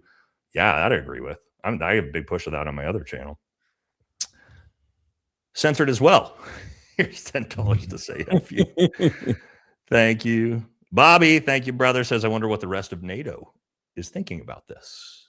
Ooh, because a lot of NATO does not like them. Yeah, we didn't even talk about this. And not just NATO, but, China, Russia, although I'm sure they saw it coming, but still. Right. Yeah. They can automatically draft you now that they can't automatically register you to vote. Oh, okay. They can automatically draft you, but they can't. Yeah, this is a great point. Yeah, they probably could. They definitely could.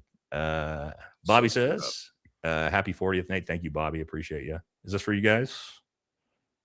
I'll read it. Cody Nichols. It feels like we are America, one nation under You know who? you know who. Yeah, it does feel that way. Hey, Nate, I meant in the way to be taxed, taxes can only be collected from profit. Why are we paying taxes if the exchange of labor is zero net gain, but the government likes to tell us otherwise? I think I see what you're saying here.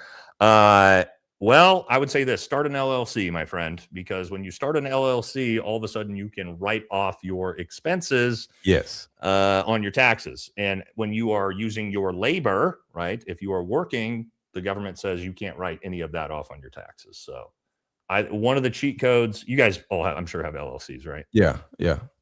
Baze, did you set one up for yourself? I don't know if you I got a DBA, not a regular. Gotta have an LLC. I got multiple. You gotta get on that.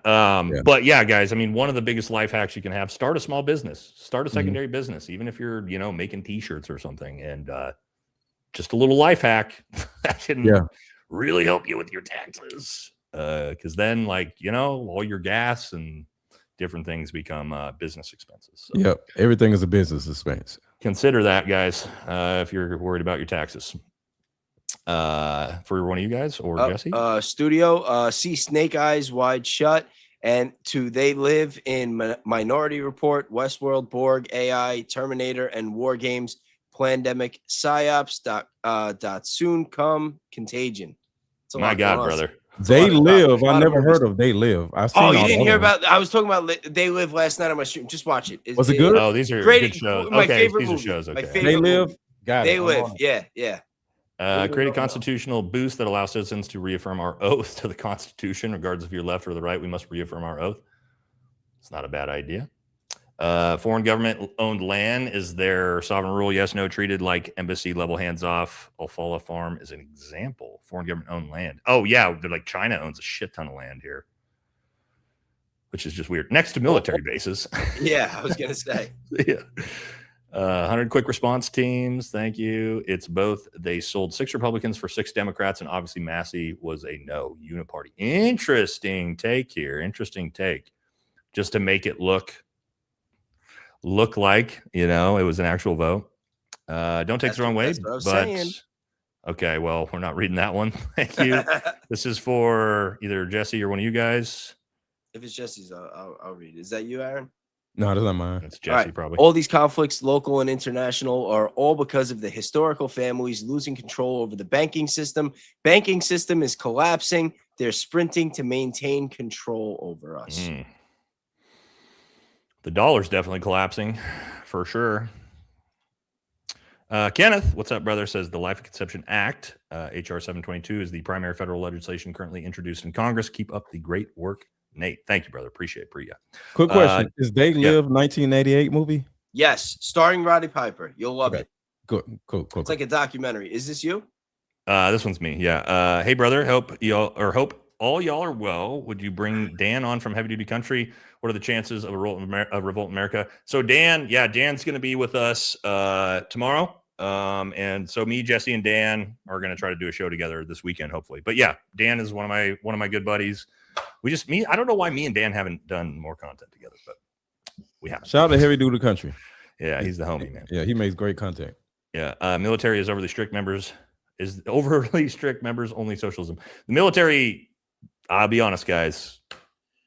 People who complain about socialism, if you're in the military, it's pretty socialist. You got free healthcare, you got free education, they pay for your home, they pay for your food, but you're also serving the nation. So yeah.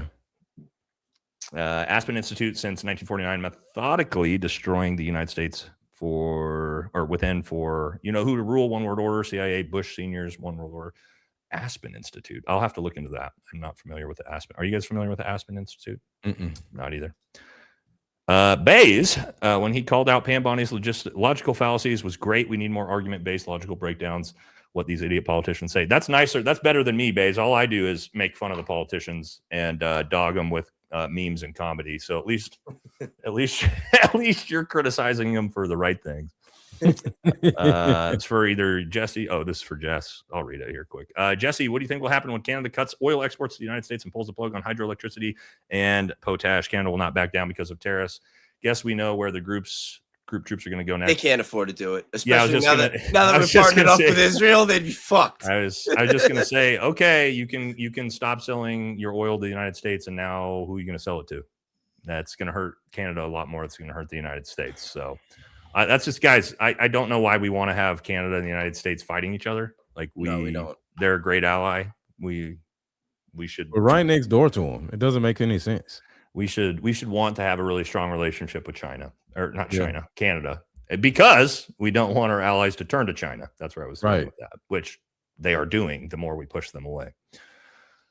Let's see. This is for Jesse, maybe? Yeah, that's Jesse's girl again.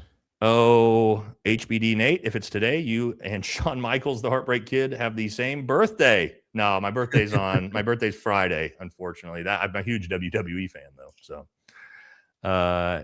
hey, Nate, are you going to do a vid on how hard it is to zero rifle in 30 seconds in regards to PR? It's not possible. I can't zero rifle in 30 seconds. I mean, maybe I could, but I have to be able to shoot it. I could try to bore sight a rifle it's going to take a lot longer time than that. So, no, I'm not going to bother trying to do that because it's not possible. So take that for what you want with the Tyler Robinson shot. Anyone have visions of Red Dawn? Oh man, that was a good movie. People getting black pill. That was today. a good movie. Wayback Machine, Aspen Institute, radio, fellow judge, South Carolina politicians. Again, I'm not tracking Aspen Institute. I'll have to look it up. Sounds interesting, though. Thank you. People didn't ask for this. We were told big difference. Plus America sentiment for who is low. So WTF. Politicians don't care. It turns out they don't care what Americans think. No, they probably never have either, but now they're being obnoxious about it. Native put a screenshot of the conception bill in the general chat and Patreon for you to read and panel. It's from congressional website. All right, I will look at that when we get done. Thank you, brother. Appreciate it. I love this profile picture. I'm a Rottweiler dad. Our Grace Alley lobbies need to register as foreign agents, just like every country's lobbies, but money has no place in politics, period. I agree. Like, I do want them to register, but I also just don't want them involved or here. It's crazy because so many of the solutions to these problems that we have and how we got to where we are, they're like common sense solutions. You know what I mean? It's just straight corruption that just buried us. I think it's more than common sense because when money is involved, common sense goes out of the window because that's why the common sense is to not have the money involved to begin with. That's what I'm saying. Yeah, that's what I mean. I don't want foreign money involved at all. It's nice that you're registering for FARA, but how about FARA gets the fuck out of here? So we don't, I think it's like legalizing weed. At all. They're going to do it anyway. Yeah, legalizing weed, like you turn around and legalize this because they're going to do it anyway. You might have on Nathan from Election Truth Alliance, whose organizations have spent the last 1.5 years analyzing election results using statistical analysis to identify manipulation 2024. And in Kentucky, I don't know who that is. Do you guys know who that is? Election Truth Alliance. Haven't heard of that one. No. Thank you, though. This is for one of you guys. Yeah, Elena, thank you very much. Good to see you. I had to laugh when my mom looked at the screen, saw Aaron, and said, "Oh, look, it's Dr. Feelgood." That's a great one. Do you think this crap would have happened in Iran from where if Saddam Hussein was alive? Hell no. Saddam, here's the thing. And I say this all the time. Removing Saddam Hussein from power was the biggest strategic misstep in recent war or military history. Because Saddam Hussein, like him or not, kept the Middle East in check. That dude was constantly fucking up Iran. That dude was constantly effing up our greatest ally. So Saddam was kind of based. Now, it doesn't mean he was a good person. But yeah, us destabilizing Iraq was really where the dominoes started falling for the disaster that is the Middle East for sure. So turns out, when you remove a dictator, it doesn't always go great for you. But for you guys, Hawk, thank you very much. Have any of you read Tardio's Twitter article? Okay. Oh yeah. Article regarding Charlie's steel neck theory. Much love. So I talked to Matt on the phone earlier today because he was asking me about something like we were talking about the potential exploding mic. I haven't seen this. I know he's done a bunch of stuff on it, Me and Matt don't agree on this at all, but I like how they took my picture for the avatar. yeah. Yeah. But I know he told me that he did a big research paper on it. And to be clear, Matt also thinks, Matt will be honest with you and tell you it's very, very unlikely and very, very bizarre and very low chance that a 30-06 went through a human neck. He just believes that it is possible, and he's trying to justify and show that. So anybody who's actually honest with themselves, even if they do think it's possible, even on the other side, will tell you it is extremely unlikely for a 30-06 to have done that. Now, some of the not so honest people that we know on the other side, as Baze knows who I'm talking about. We all know who I'm talking about. They'll tell you that, of course, it was a 30-06, and of course, his neck stopped it, right? Those are the people you need to watch out for. The honest people will at least be like, okay, I think it's possible, but here, Yeah, the Did you guys see my shirt being the actual culprit video? It kept getting taken down. I'll talk about it in the chat. But yeah, no, I mean, again, we can agree to disagree, man. You can disagree with people, but you got to be honest with yourself and be able to acknowledge, like, this case is fucking weird. It's so insanely unlikely that this was a 30-06. And if you can't do that, for me, I'm just like, I'm out, dude. Like, there's no point for me to even engage with you. Did you hear what Barron brought up yesterday? That for the first 4 or 5 days after Charlie was assassinated, they kept saying that the screwdriver was found in the woods next to the rifle. And it wasn't until they didn't find any DNA that connected to Tyler Robinson on the roof that all of a sudden Kash Patel came out 5 days later on the 15th and said, oh, no, the screwdriver was on the roof. Dude, that makes way more sense, though. Why the fuck? And the guy on camera is holding the handrail up the stairs. And they're like, no, nothing. Yeah. Why would he, again, why would he carry a screwdriver up there? It doesn't make sense. Yeah. No, it never made sense. No, but if you think about what Baze just said, it starts to make sense if it wasn't actually up there and they just said it was up there. Yeah. Because they needed a connective piece. Because you know what they didn't have, Baze? They didn't have video footage. Of the roof. And if they don't have video footage of the shot being taken, what do they have to have?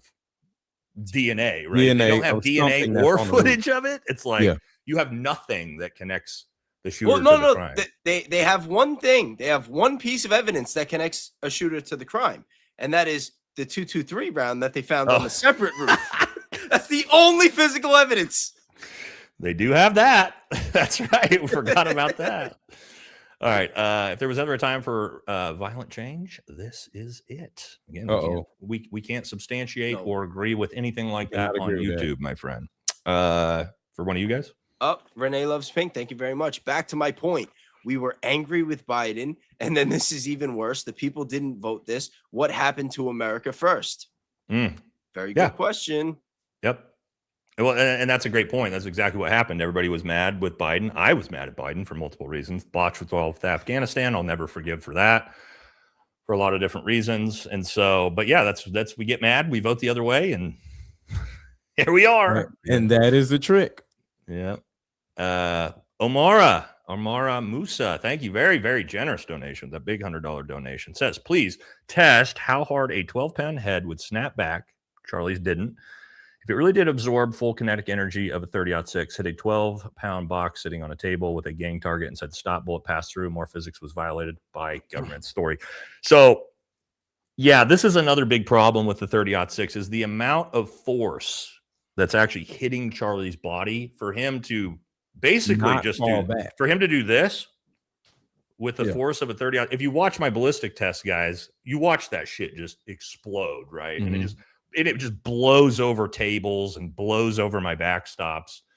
So the idea that much kinetic energy and that much kinetic force, and he just went like this, and then just kind of it makes no sense. I ran a lot of analytics on that, especially when the person that you were referring to before referred a book to me that had a bunch of math equations, and I ran it 1,000 times, and it said that if the bullet, what do they call it? The frangible rounds. They said that if it was a frangible round and if the gun malfunctioned and there was a lot of yawing and that it hit the bone. Yes. Because they said that the initial impact is what's going to absorb that force off the bat. And that was the difference with Martin Luther King Jr. When MLK got shot, he got shot in the face. He got shot right in the chin. But hold on. Yeah, no. Years later, found out that it didn't. Well, hold on though. What they like to say is there was no exit wound with what Martin Luther King got shot with. That is not true.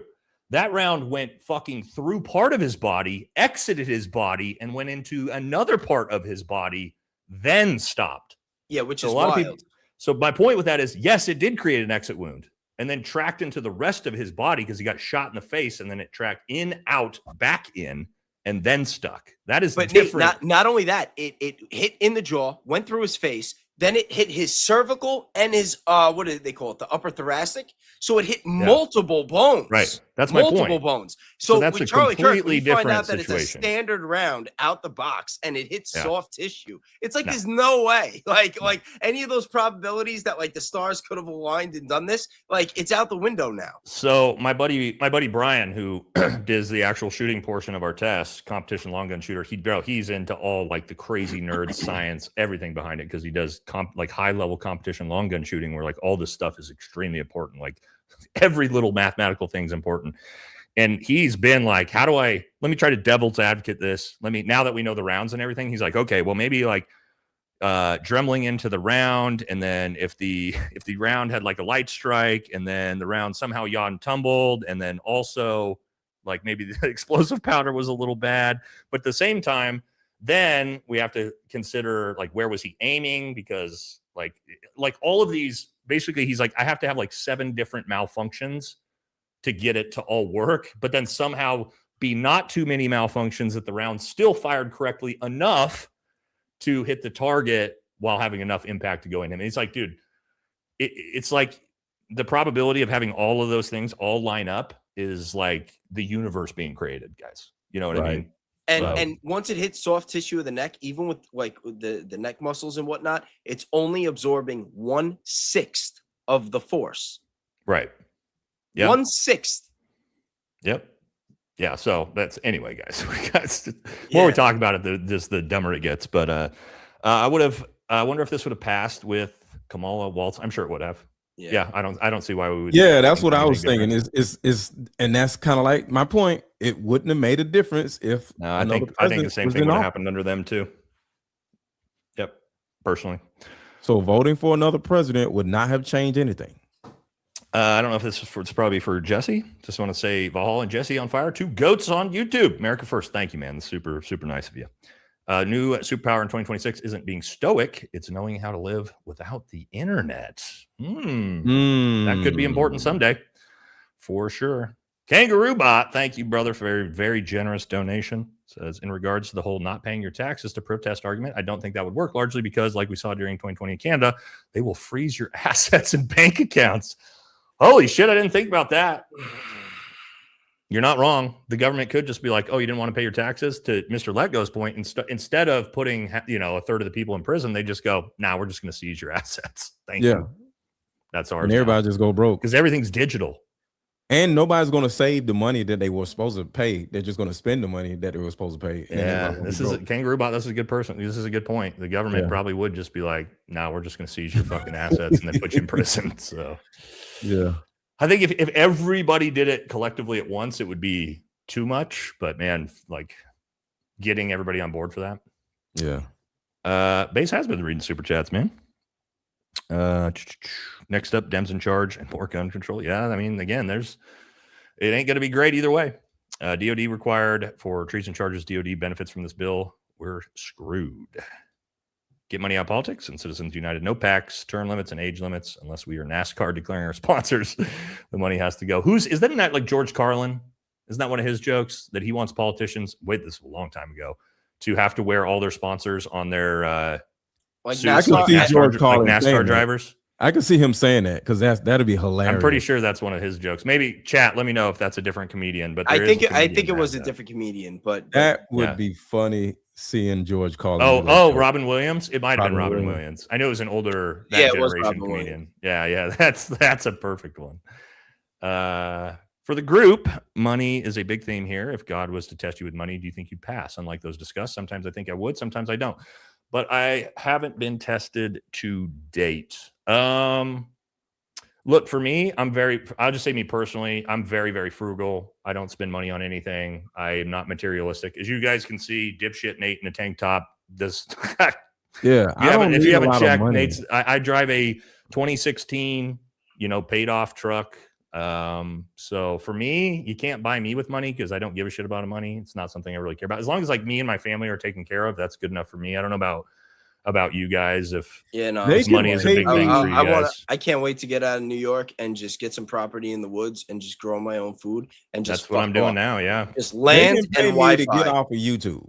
If they pay me a lot of money, you'll never see me get on YouTube. Oh, to go away and just go away. But they can't pay me to speak against what I already believe in. So you're not going to pull the Dan Bongino, huh? Yeah. He said you're not going to be Dan Bongino. That's what I'm saying. But if they pay me a certain amount of money and say just leave YouTube and never make it, I'll easily do that. Interesting. But I'm not going to go against my own morals. I'll go away. A lot of people do though, man. Like we're watching it. Yeah, I'm never doing that. We're watching it. I got kids that see it in real time, and you can see it in their face daughters. Too. Like my kids look up to me. Like there's no way in this world. It's so many people that look up to me or see what I do on a normal basis. And if I just disappear off YouTube, I'll just say I just got tired of it, but I'm not going to turn around and say something opposite. Never. Yeah. Oh, dude, shilling a narrative or something I don't believe in. Yeah, 0% chance. No way. 0% chance, dude. I could have taken a different route on YouTube and just been like done shill pro MAGA pro military content as a Green Beret, and it could have been way, way easier, to be honest with you guys. Like my background, people in my background typically don't believe what I believe, and they're not very supportive of me speaking the way I speak. So I would make more money if I thought differently without somebody offering the money. I would just naturally make more money, but I believe differently. I don't pander to certain audiences, and people who pander to certain audiences make a lot of more money without being offered money. So I'm not even going to do that. Yeah, being the independent talk shit about everybody is usually not the greatest angle. And that's my lane. It's kind of tough. Tough. You're usually not going to get a lot of funding from anybody that way. Exactly. A vampire must be invited in. Well, we just did it. Huh? Please watch my coverage with Friends with Matt. He's been threatened and compromised. It's the weirdest thing I've seen in my life. I don't know what your coverage is, homie. Do you have a channel? Thank you, though. Whatever we do, don't storm the Capitol and make examples. Do not do this. Do not do this. Whatever you do. I agree. What do you do when you meet Buddha? Politician, the road Buddha becomes the Buddha? That's a lot of Buddhas. I don't know. Thank you. We're almost there, guys. The third political party is anti-Z, anti-billionaire, pro-working class, and investigates the big E files. I love all these things. This is exactly what I agree with. For Bays, I think, but abolish super PACs or Super PACs Act would solve so much. Yeah, the PACs are a big problem. Is this you, Mr. Let Go? Shout out to Exodus. You will need someone who is willing to sacrifice their own life for the greater good for this country, even if that means leaving their own family behind in order to give us all a chance once again. A lot of people do that, man. That's what going to war is in the military, right? Yeah. Although, that's what manhood is to a certain degree. Really fought justifiable wars, but there's a lot of dudes that are willing to do it, Yeah. Having children, raising them to be strong, moral Christians is the equivalent of a tier 1 counter. Unit. You're not wrong. They're not wrong. The USA is the business Trump and his admin broke the fastest, and they still aren't done until it's burned to the ground so they can pee on the ashes. All right. Aaron, just the gold coins. Thank you. Right. I don't know how much those not an official congressional. Okay, we can't talk about these ones. God, you guys are feeling pretty violent tonight, which I get it. I understand. They sick of this shit. Just get it out of your system online. Don't act on it. Yep, for sure. Everything that both parties have been waking up to just now, leftists have been saying for years, everything from wealth concentration to workers' rights to healthcare to American imperialism to you know what and beyond. Welcome. Yeah, but here's the thing. When they've had power, they haven't pushed through those agendas. A lot of that's usually talking points, right? So a lot of stuff I agree with on the left, but I don't see them actually doing, right? We didn't see that during the Biden administration. A lot of things I would have liked to have seen, but we didn't. For one of you guys, maybe? Yep. Rachel, thank you very much. My son is in the British Army. He's 20. It's always been him and I. Watching the news feels like I'm having a nervous breakdown. Maybe I am neurotic. No, if you have... No, you're not. Yeah, no, you're... It's totally normal and justifiable. No, especially, yeah. I would say this to anybody who watches the news a lot. Never consume more than you produce. So if you're sitting around looking at the news, you have to now get up and be the news. Don't just look at the news. Go be the news for somebody in your life. So I call it, I just say go touch grass. I have to do it. Yeah. It's for us guys, like we are embroiled in this all day long. Or at least I don't know about Aaron with your relationship stuff, if you're as much as us and like just constantly in the ugliness of politics, but man, I'll find sometimes, guys, like I just start getting like angry at the world and my temper, and I'm just like, okay, I gotta step away, get off online for a couple days, go touch grass, and get away from the devices because it's very easy for this stuff to wear you down. I just hope these people find Jesus. The crazy thing with me is I'll be enthralled in this type of content, and then I'll go on tour dates and I'm enthralled in relationship debates and get mad at the relationship stuff as much as I get mad at this. So it's different though, right? And so you're at least getting different types of exposure and content, and different types of people. Yeah. If your only news source, if you're your only news source, you don't know what you don't know. So true. Yeah. How is this even up for vote? We the people must be horrible bosses. The people must. Oh, the movie. I see what you're saying there. Thank you. We need a lobby for the American people. Oh, I've been talking about this. Where's the America First lobby?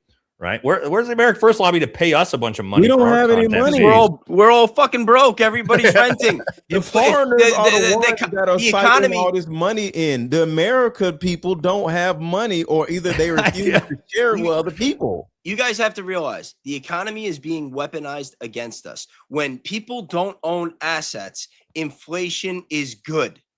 You understand? When you own the assets, you're right. When you own the when land, you own the equities, inflation's your best friend. It is, yeah. You're right. The stock market and real estate are incredible during inflationary period times. Yeah. Yeah. If everyone pitched in to pay off Congress to pass laws that actually help the American public, we might get somewhere. Also, how do you get TMT on the show? What? What's TMT? TMT?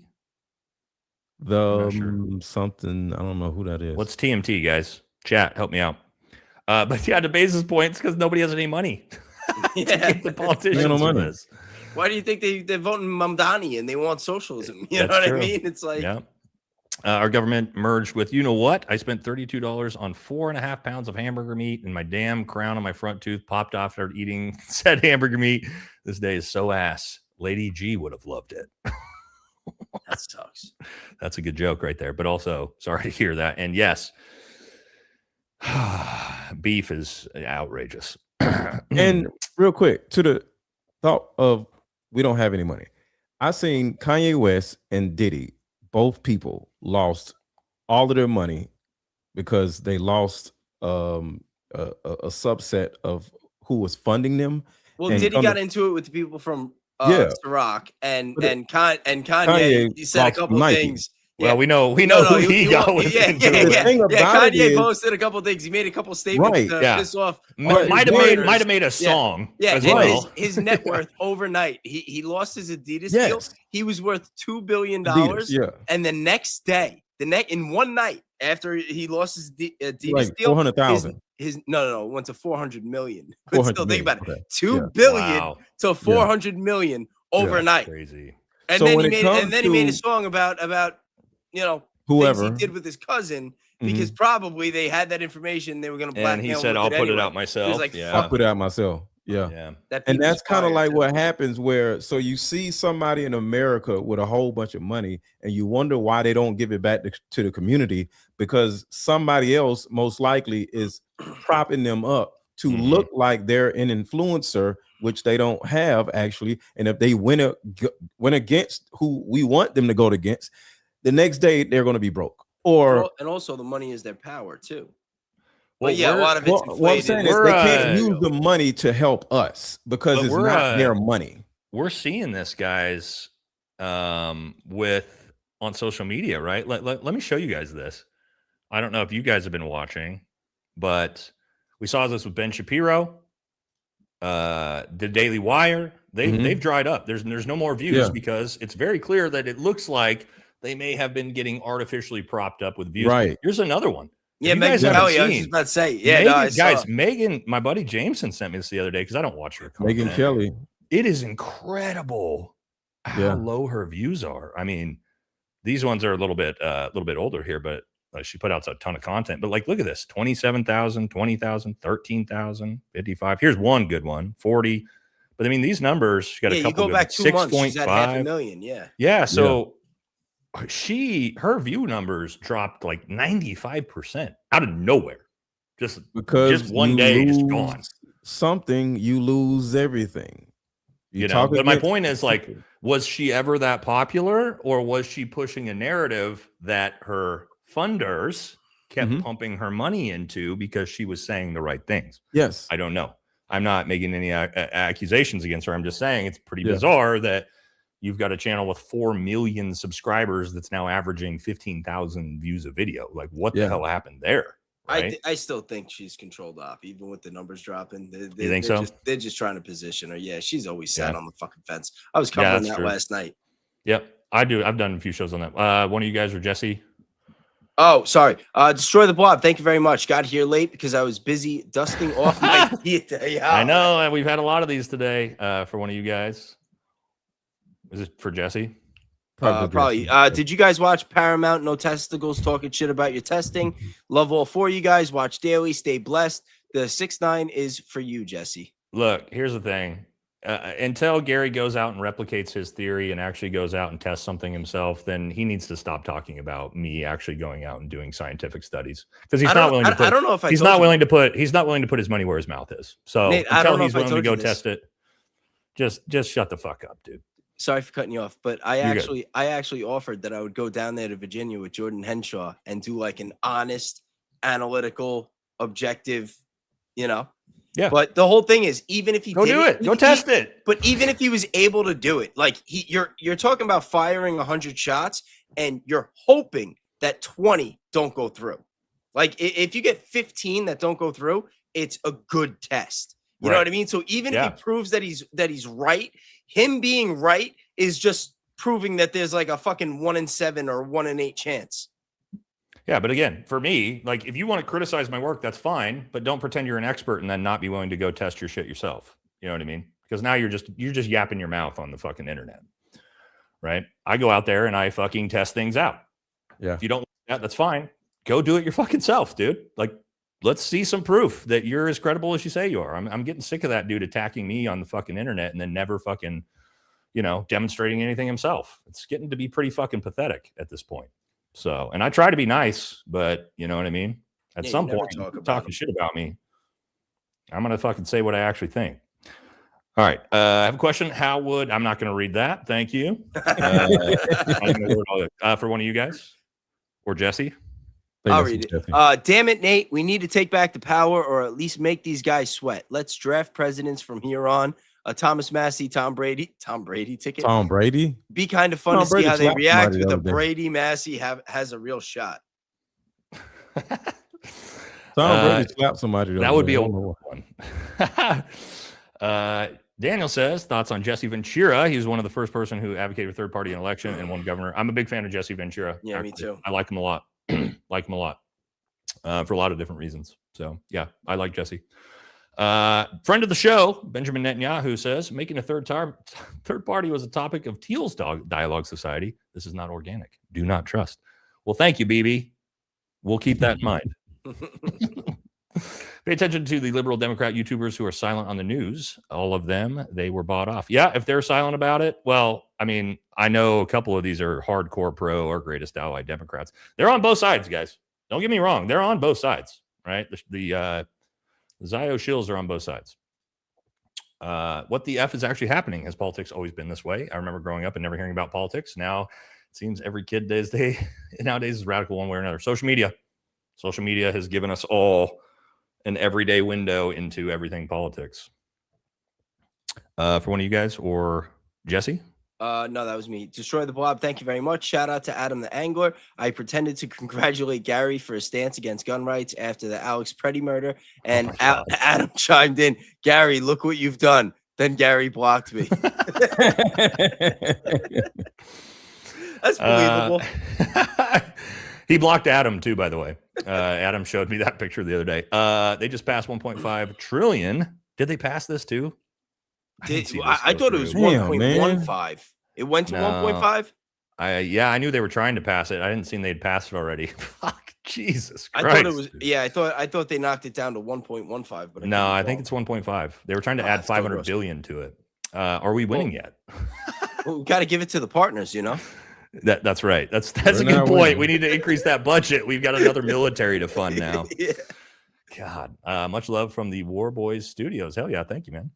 I'm in the telecom industry. Look up ATT long lines. Those bunkers are everywhere under towers. Okay, here you go. So apparently this is a normal thing. I didn't know about it. I've only seen the one, and it was shocking to me when I went into it.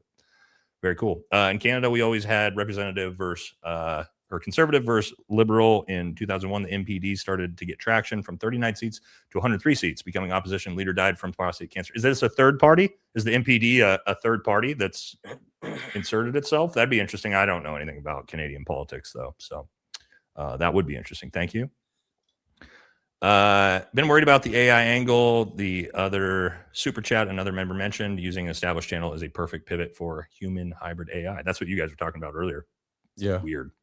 Thank you. Hey, brother, would you prefer the old school way of the military training or the new way with DEI and everyone's feelings matter? Old way. I am not people get mad at me. I get it. You know, I've got a lot of, liberal viewers. I am not a proponent of DEI at all. I'm a big meritocracy guy. So, meritocracy, not DEI, especially for anything combat arms related, right?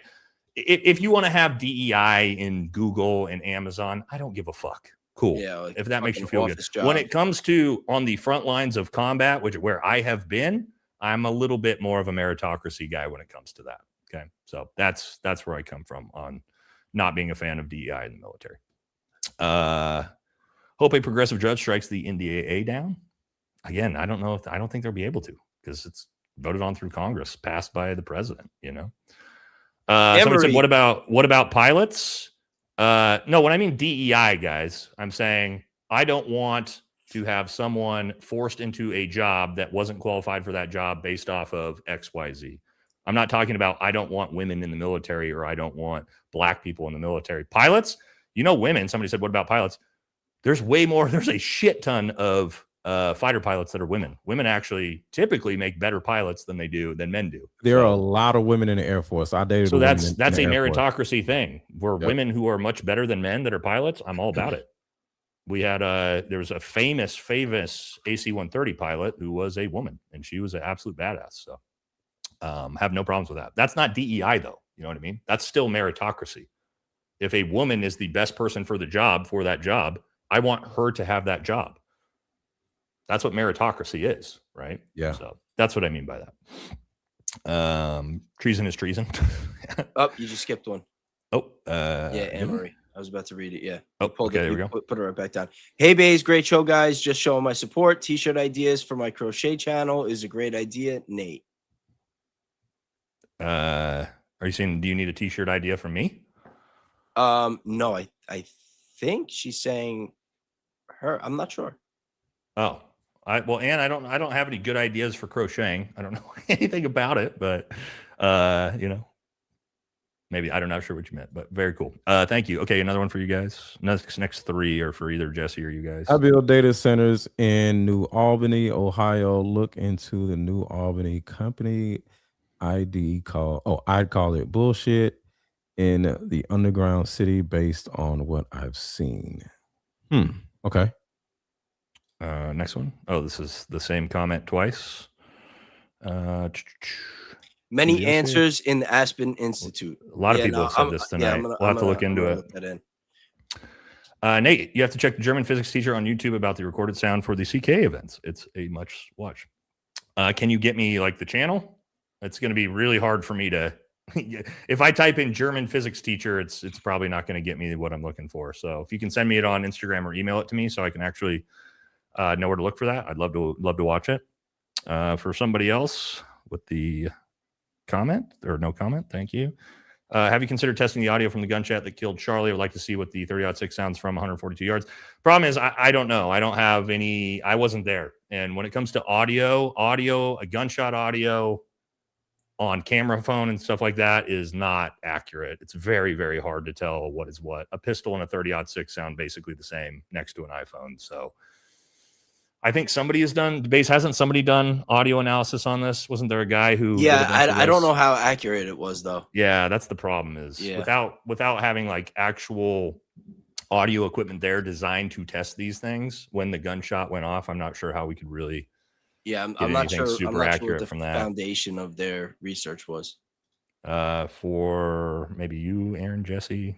Oh no, yeah, don't read it. Well, yeah, thank you. We can't read that one. Jen says this is some bullshit. I agree. What happened to America First? JFK and Charlie are both rolling in their graves right now. Thanks for what you're doing, researching and calling out the BS.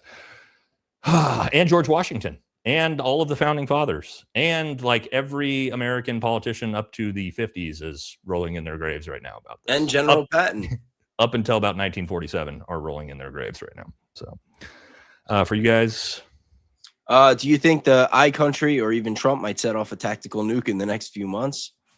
I hope not. Well, apparently the United States doesn't have tactical nukes. So you guys know, I didn't know this, but on our show on Friday, Ben Pappas had one of America's leading nuclear engineers on the show. No, he had him on a show, and then Ben was telling us about this, that apparently the United States doesn't even have tactical nukes. So we got rid of them. Yeah, but do you believe that? I don't know. No, I do believe that. Yeah, I do believe that we don't. Yeah. I mean, there's a lot of people that don't believe in nuclear weapons at all, bro. I do believe in them, but apparently. But do I think the United States might use one on Iran? Yes, I do. Actually, I do think we might use one on Iran. Yeah, I'm worried. Why exactly? Because there's going to be some type of reason we need to do it, aka it's going to be the Hiroshima reason, right? Well, instead of, here's what I think: if we see one, it's going to be, well, we got to take out their nuclear capabilities somehow, and that's what they need it for, and it's going to be an excuse for avoiding a ground invasion, right? Okay. It's going to be the Iwo Jima excuse, right? The Pacific excuse, where if we have to have a ground invasion, hundreds of thousands or millions of troops will die. So instead of that, we're going to drop the nukes. Would that be better than a ground invasion? I mean, not what does better mean in that context, right? Would it kill millions of people? Yeah. Is that better? No, I think they're all bad. Because if we lead a ground attack, we're screwed. We wouldn't. Yeah, survive. but sure. But if we drop a nuclear weapon, then we become a pariah on the world stage. I agree. I mean, the long wind effects of that is insane as well, right? Yeah. So that's why I mean they're both horrible. But do I think it's possible that it happens? Yeah, I do. Yeah, because the way Iran is built, it'll be like a Predator movie. They'll just be I tell people, don't get me wrong. I want to be very clear. If the United States decided to full-scale ground invasion and send it and go take Tehran, could we do it? Yes. Would millions of people? Oh, yes. Yeah. Would hundreds of thousands of American soldiers die doing it? Yes. Would millions of Iranians die doing it? Yes. Huh? Oh, there's tons of ways in, bro. I'm talking about if we're willing to do it. Could the United States military take Iran? Could we take down Tehran? Of course we could. The casualties would be extreme on both sides. Okay. America would lose, like Vietnam would look like tiddlywinks. We would lose hundreds of thousands. So that's what I'm saying. We would lose trillions of dollars. Okay. Would we be able to do it? Sure. But then you got to keep in mind, just like we did with Iraq and Afghanistan, okay, we took Tehran. Now what? Now you have a 20-year nation building exercise that 100% is going to fail, and you're probably And going to more lose people are going to die because you're going to lose a now- couple 100,000 more troops trying to take all 31 provinces. So that's my point. Mhm. Could and what's the strategigic victory there? The Nothing. same shit we did in Afghanistan, where 20 Then years they're later, gonna find out there's no nuclear anything over there, and they're gonna be like, "Why are we over here?" So again, could we do it? Yes. But could you imagine the American people when 100, 200,000 young men and women have died and we're still in that war? Could you imagine that 3 years later? Yeah, totally agree. Stupid. Well, hopefully with this new partnership that we have, we'll really have access to all their intelligence, and we won't fall for the bad intelligence that could potentially lead to those decisions being made. Like they did in Iraq and Afghanistan. And Iran. That's why we're here now. Yeah, that's right. For one of you guys or Jesse. Charlie Neck was the exit hit above the right ear. Yeah, that was an early theory. Did you hear the one that they said that it was the camera, that there was like some kind of, and I've seen that one. Yeah, I don't know, guys. Again, I haven't thrown anything out there. And then back here is the thing that just boggles my mind. Where what the hell was that? But that's I don't know. So here's another thing, and I've talked to a few guys about this. We also have to be careful because Rob O'Neill talked about this, and I thought Rob had a lot of really great takes when he the clip that Candace played. The T-shirt one, we have to be careful when we say things like, "I've shot a lot of people, and I never saw a T-shirt do that." Well, you're not going to. Your eye cannot even pick up the movement of that T-shirt that fast. Yeah, it happens in regular so time. fast. There'd be no way. Okay. And I can tell you, I've shot people from that close before. And you're also not focused on that, guys. I'm not focused. Yeah, you don't on care about what the shirt is this doing. with this shirt. Like you're not going to see anything like that. So we have to be careful to be like. Yeah. Now I do think it's bizarre. To me, that the way his T-shirt look with the way it moves, it does not look like what you would expect from a gunshot. And on top of that, because I studied it, he didn't jump. The shirt went up. He sat there. This went up. He sat there, and then he did that. Yeah. So it's really hard to like. Why. It looks more like compressed air that it's getting blasted up through his shirt, which leads me more towards some type of explosive or some type of compressed air device is much more likely that would cause that shirt to do that than a bullet. But my point is just like that's not something you would see with the naked eye anyway. You know what I mean? Yeah. So that's what makes it really hard. Yeah. But anyway, for one of you guys, Jesse. I'm on Messenger with the Canadian family member, right now, and she said Canada is quickly turning against the U.S. Trump just put 3 new tariffs on them damn tariffs. Okay. Let's see. Here we go. Maybe Jesse. Will I see IDF vets at the VA? Well, you don't have to worry about that because they already have free healthcare.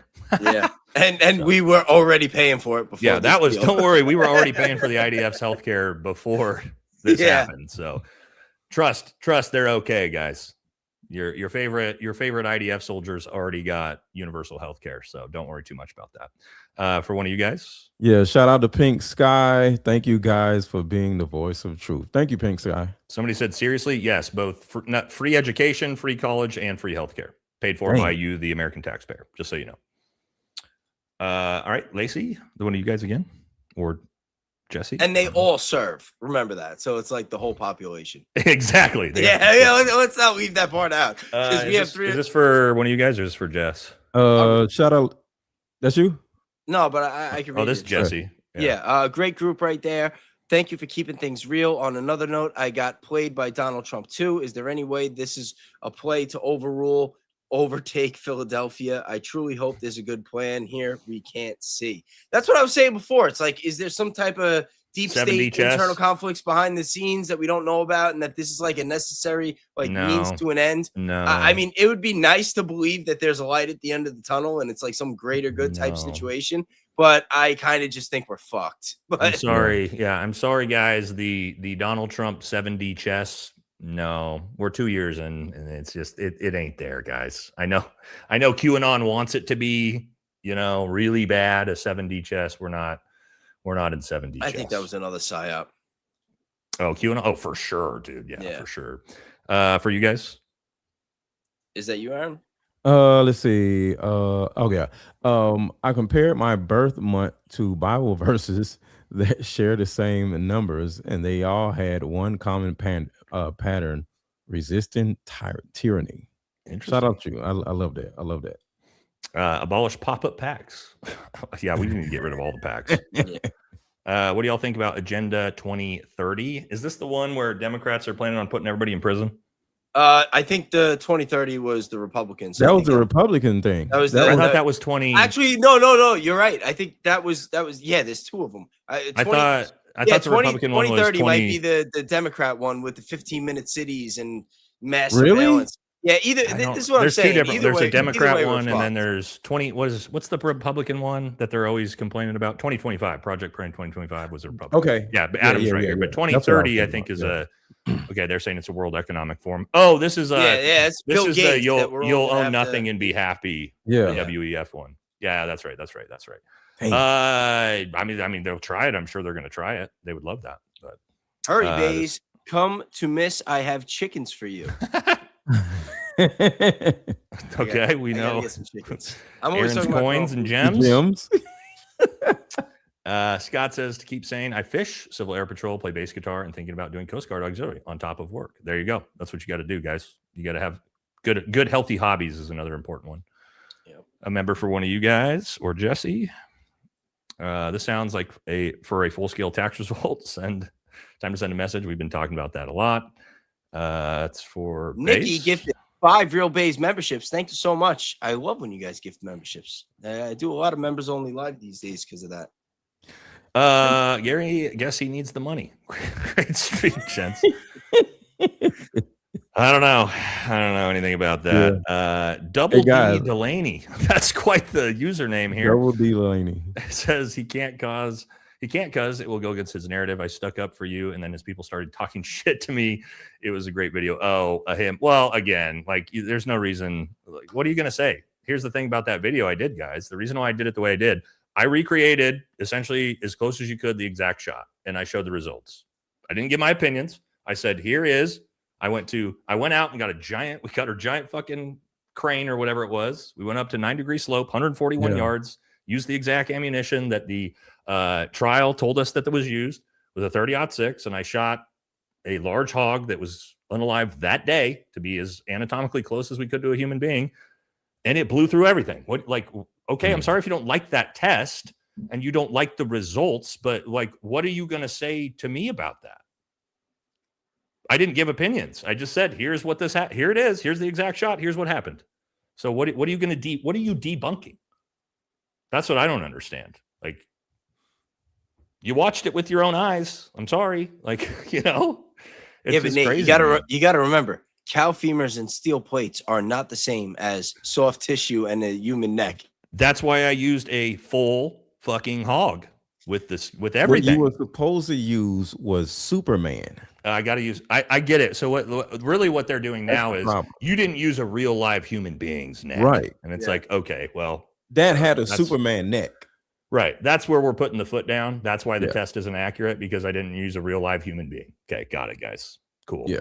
I'm sorry, I don't know how much closer you want me to get, right? But has anybody else gone out and done that close of a test other than me? No. So what are you fucking mad at me for? Yeah. Because it didn't show you the results that you wanted. Oh, sorry. And I didn't manipulate the results. I walked up to the animal and showed you the giant 5-inch fucking hole in its body. Mm-hmm. And I want to say I appreciate you for doing that, because that is the effort that I was saying, instead of just voting and just going home or whatever it is, or just yapping your fucking mouth on X. Yeah, go out and actually do something to kind of prove your point, prove your theory, do something. You know what I'm saying? So I appreciate you doing that. I wasn't even going to prove a theory. All I did was to go out to recreate the shot as close as we could to the shot taken supposedly by the FBI narrative. That's all I did. Yeah. And they attacked me for it. Isn't that bizarre that they attacked me? I didn't give any definitive results, and they attacked me for doing the test. What was the reason for the attack? Did they say it was wrong? It was inaccurate? They don't like me personally. Oh yeah, it is what it is. They don't like me personally, and it is what it is. That's fine. But you know what I mean? And I know because they tried to get one of my friends to go on the stream to trash me, and he said, "No, I'm not going to do that." So I know that's what they're trying to do. Who is they? They got him to do that? Who? The people that just Gary and his buddies that just did the live stream that attacked me yesterday. So I know that's what they were doing because my buddy fucking told me that's what they were trying to do. Oh, he attacked you again yesterday too? Yeah, they did a whole nother episode trying to debunk my new test. Yeah. So it's like, dude, I know what you're doing now. So, hey, buddy, jig's up. I know exactly what you're doing. Yeah. So it is what it is. Again, what you're mad that I went and conducted a test? It's so bizarre, isn't it? Doesn't it feel very COVID-ish? Of like, hey, shut your fucking mouth, right? Mm-hmm. Like, it's very, very COVID-ish. Yeah, Nate, don't tell anybody about the ivermectin. Exactly, and it's like, dude, all I did was I went out and did a test and showed you the results, and you're fucking mad at me and you're attacking me for it. It's very bizarre, right? My Instagram page got deleted because of all that COVID stuff. I was just warning people, and the shit just disappeared, and I had to start all the way over. Yeah. For you guys? Anne-Marie, taxes and shirts is what I meant. Oh, I was saying that doing the merch for taxes. Yeah, I got to start a regular LLC. I track TPUSA money. Will you look? Well, you've got to show me what you're talking about for me to look. Do you think it would be possible to create an America First lobby using funding from individuals, or to raise money or sway people in power other than violence? We as people can do it. Save the nation. Well, we talked about that earlier. It would be nice if we could get an America First PAC that could actually.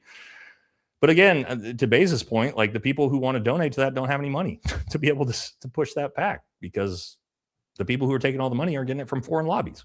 Yeah. So there's nobody. It doesn't seem like anybody wants America First policies, at least not the people with the cash. So. And even if you had somebody that was like a billionaire that wanted to do the right thing, he's probably like thinking like he's got all the other billionaires, all the other corporations, the whole military industrial complex. It's like, what the fuck am I going to do other than get myself killed? You know what I mean? Like for real. Yeah.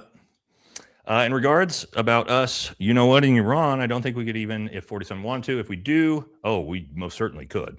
we could drop those on anybody we want. Who's to say China won't retaliate and join the conflict? Because China is non-interventionist and they're not going to be involved. Yeah, China's worried about China. Yep. Nuking Iran could perhaps be a precursor. No, I don't think so. I don't think anybody would do anything about it. I think we would become a pariah on the world stage and people would cut America off in a lot of different ways. Would they try to be involved with that? No, I don't think so. It'd be like us getting mad about the deal and just talking shit on social media and making videos venting. You know what I mean? Like, yeah, China. You guys understand. China is very, like Baze said, concerned about China. They really don't give a shit about anybody else or what's going on as long as it doesn't affect them. Yeah, and they're already trying to find ways to get more energy because they were a big consumer of energy, from Iran with the oil. Real quick, Gary says, "Come on, Nate, put one through a half-inch plate of steel." Unfortunately, in my first 30-06 ballistic test, I did put one through a half-inch plate of steel.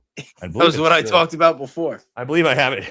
I actually brought it home with me. It was so ridiculous. I have it around here somewhere, but yes, I already did that. So I don't know what to tell you. We tested the Superman neck theory and it didn't work. There's a theory that he was wearing low profile vest. Yeah, two problems with this. Low profile vest is not going to stop a 30-06 round. It's not ballistically strong enough for that.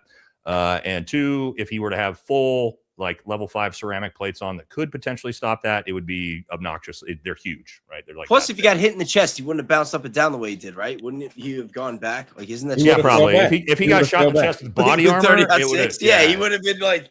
It would have blown back. Yeah, it would have blown because all that force gets spread out through the entire plate, and it would have been getting hit by a linebacker. He would have flown. Yeah, he jerked off, and then he jerked off. No. He jerked up and then fell to the side. No, definitely no body armor. We did think that early. Actually, you know who really thought that early? Gary. Yeah, certain someone was his theory. I'm currently in the Marines, and none of us at my unit wanted it. We're disgusted with this. Retention problems inbound the country. With espionage at its highest levels at the Pentagon. Really? Yeah, I know. I just talked to some young Marines at my house the other day, and they said the exact same thing. Thank you. Doesn't I'm not sure what to say. 14th Amendment say don't get into bed with other governments. Yeah, like the entire Constitution sort of says that too. So, but apparently we don't care about that anymore. Can we all pitch in and buy Cadaver? Oh my God. No, it's no, because you know what they would say? Well, it wasn't alive. He wasn't alive. So it doesn't count. So they'll find excuses no matter what, dude. Italian family, accept your Olive Garden obsession. I'm not sure, but I do love Olive Garden. It's my favorite. Trump is like a, you know what, with ED, just can't accomplish anything. Wow. Thank you, Preston. All right, we're almost here at the end. You know what, Iran, Russia, you know what, Ukraine? I don't think so, actually. I don't think so. You guys drastically overestimate how close of relationships those countries all have. Yeah, unlikely. As a pack, there is a lobby. Is this supposed to be an America First pack? I've never heard of that. Soft armor goes to max in J3 plus. You need level 4. There you go. That's basically the scientific version of what I was talking about for body armor. And last one, we did it. What's in the future for America at this point? Great last super chat. What's in the future for America at this point? Well, we got a lot of problems on our hands right now. I mean, fuck this. Like, we haven't even seen the effects of this yet, right? We're mad. This is still 5 months out before it gets implemented. Once it gets implemented, holy shit. Is it anything positive? There's nothing positive about this now. I'm very worried about, because their way to deal with people speaking out about this is going to be censorship. It's going to be more hate speech laws. Like anybody accusing them of treason, they're going to be saying is committing maybe not committing treason, but you know what I mean? I think it's going to go in that direction. To Bezos' point, I think we could see a perfect storm in about 6 months from now, when this goes into effect, and if the Charlie Kirk trial, let's say it goes live in the next 6-7 months, if Tyler Robinson gets found innocent on top of this, I think they're going to bring in the most vicious hammer crackdown of censorship on social media we've ever seen. Because they'll blame it all on us. Exactly. They're going to say, you guys are all too dangerous. Look at what you did, right? This is all your fault. They'll blame it on Candace, right? They'll blame it on all of us. And I think they're going to bring the hammer of censorship down on social media. If all of those things I didn't even think about that. And then if he gets found guilty, then they're going to say, oh, we were wrong. They're going to try to discredit us. They're going to say that we're spreading misinformation the whole time. Exactly. Probably try to censor us anyway. They're going to say we tainted the jury pool. That's exactly what they're going to do. Yeah, even though 2 months out, Megyn Kelly was saying that he's guilty. He did it. I want him dead. I want to be there in the room when they do it. You know what I mean? Like that wasn't. That's why she's not getting no views. Yeah, it's exactly what they're going to do, man. Maybe not. Let's hope not, but I don't know at this point. We did it. We got 2 more supers. Oh, okay. Let's get the last 2. No more super chats. Love you guys. We got to get out of here. For one of you guys. JR Nanamover, thank you very much. Why do we need 3 parties and not 0? Run on what gets you elected. Then I actually like this. I like that too. Second most votes becomes VP. I used to always say that, and people thought it was crazy. Like this. Works great in 3rd grade, better than this. Yeah. I totally agree. Why is it that if you're supposed to get the 2 best candidates, right? That's the whole point, is that you're trying to get the 2 best candidates, and then one wins, and then the other's just out of a job, and then just. I do like that idea, and it also then potentially has like, ooh, you got a split partisan ticket, and now you got to fucking work together. Yeah. All right, last one, then we're gonna jump out of here, guys. Thank you all so much. Wasn't expecting to live stream tonight, and almost 4 hours in, but the world's crazy. I wasn't expecting this. Is the AF Lindbergh and Henry Ford versus America First Project and the America First you're talking? Well, this is the problem. This is why I like America First as a thing that we say, but it's also not good for a third party because there's so many different versions of America First, and a lot of people conflate different ones. Like people conflate Nick Fuentes' idea with America First with something that's very different than my idea of America First. And so America First has 6 different versions of it. So I think we need a different, if you're going to do a new cool third party, it needs a completely different new name. That's Guys, one more question before we wrap up. I actually think that this is very important. Now that we are partnered up with a theocratic nation, it's a Jewish state. That's what it is. And is that going to change how we are as a nation? Yes. You know what I mean? Is religion gonna come be a bigger part of our political parties where we go in the future? Well, they're me personally, I always say I'm a conservative, I'm more independent, but I like when it really comes down to it, I'm a constitutionalist. I consider myself more as like a libertarian with Christian ethics. Yeah, it's like More, pretty much me right there, man. That's pretty much my politics. and I think that needs to start to be represented. Let me say this: the Andrew Tate red pill, millions of dudes that subscribe to that stupid mess. Yeah, I'm not about they it. can't wait. We're fucking hardcore anti that. Yeah, but they can't wait for something like this to come in, because for the narrative to change and for certain Andrew Tate type of scenarios to work out, and you know what I mean, it literally would make it where those guys would say, see, this is what we're doing anyway, and then I think it's going to turn into something bigger, because the Andrew Tate stuff is not what the other stuff is, but it's adjacent to it. Yeah, you have like far right Christian nationalism. Yeah, you've got like there's a bunch of different lot of adjacentness to it. Yeah, there is a lot of adjacentness to that. Yeah, so it's like it's a narrative that's slowly going to bring the culture into messing with tadpoles, and it becomes something normal. Well, that's kind of what the problem is. That's, to your point, that's exactly what happened. That's what happened with the Tea Party.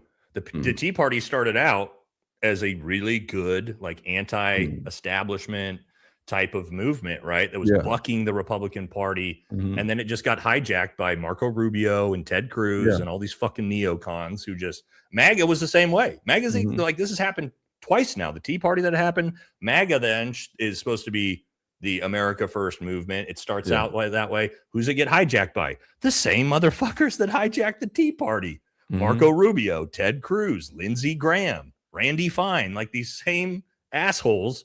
These neocons hijacked the Tea Party. They hijacked MAGA, and you can be for sure that they will try to hijack whatever this new pivot movement for the Republican Party is. They're going to do it for sure. And then on top of that, I think certain laws will slowly change where people will be able to get away with the disgusting things that country is famous for doing.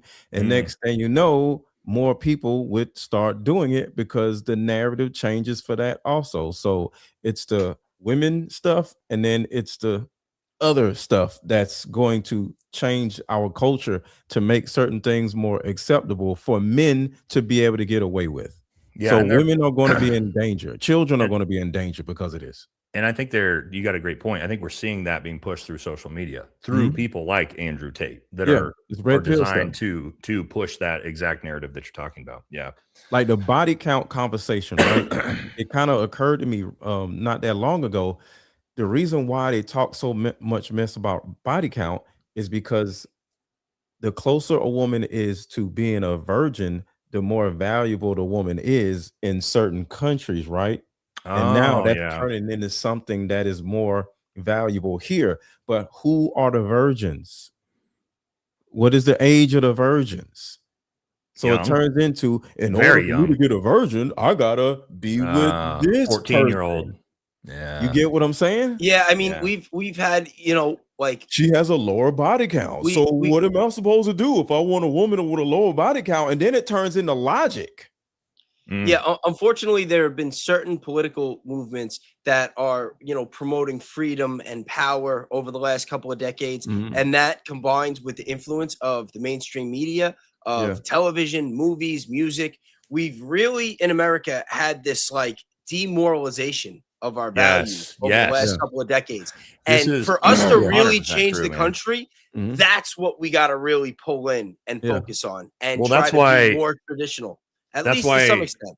And that's why I have an entire channel, my American Thor channel. All I do is make fun of dudes like Andrew Tate and Ben Azuli and all these fucking fake we gotta alpha fight male back. dickheads. We got to fight the narrative. And that's why I tell people all the time, you will never see me pushing like a gambling product, a gambling website, any of this like, adult content. Yo, that's so funny. That's so funny that you said that, because on YouTube, when it says like what kind of ads like do you want to block, I blocked alcohol and gambling. Wait, you can block our own ads on our channel? You can block the type of ads that YouTube promotes on your channel. I didn't Let's know talk that. about it. I need to Yeah. look So, at that. That's when a I was whole when I new was going through conversation. that, I Let's blocked talk about it in the alcohol chat. and Wow. I blocked alcohol and I blocked gambling. I know And people Ben said not to because it pays well, but I'm like, you know what I mean? Yeah, It's like, I didn't know that. I'm gonna do Yeah. that. Ben Shapiro is always actually his ads are constantly on my channel, which is hilarious. So I'm gonna leave those up. oh, you should hear about who his biggest donor is. I'm not gonna that's a Oh. whole other story. Yeah. Yeah. All right, guys, I got to get out of here. I got to eat some dinner. Thank you guys so much. Thanks to the guests. Make sure you guys go subscribe to Bays and Mr. Let Go. And thank you guys so much for the donations tonight on this impromptu live stream. Thanks to the boys. Any last words before we shut it down? Wait. My bad. I got Texas. Thank you so much. There you go. DFT memberships. Appreciate you, brother. Any last words, guys? I just want to say thank you, Nate. You've been a good friend. You've been a real supporter of the channel. I appreciate you, Aaron. I've been getting to know you better. I want to work with you more, talk to you more behind the scenes. Yeah, let's do a live stream together. Yeah, this stream really did make me feel a lot better about the situation. Like I was like really like heartbroken. Plus, I know. I talked to Bays before. And I'm just really feeling down. I was. But I feel a lot better, and I hope that the people watching this, especially if you've been watching the whole time, you know, I notice I see a lot of the names in the chat that have been, you know, sticking it out. I hope you guys are feeling better too. And at the end of the day, we're gonna persevere. You know, like we're Americans. You know, like we're still Americans. Yep. Hell yeah, dude. And I tell people all the time, man, I'm in this till the end with America.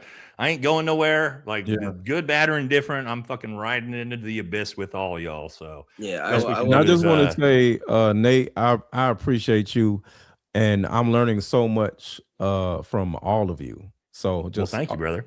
I'm learning stuff from you guys too, man. In the background, I really appreciate everything. So yeah, I'm trying to do a lot more collaborative stuff, man. It's cool to get different perspectives, and everybody's got their own individual knowledge and expertise to add to the conversation. So yeah, for sure. All right, boys, I'm out of here. Everybody, thank you all so much. Have a good one. God bless. Catch y'all in the next one. All right, see you guys.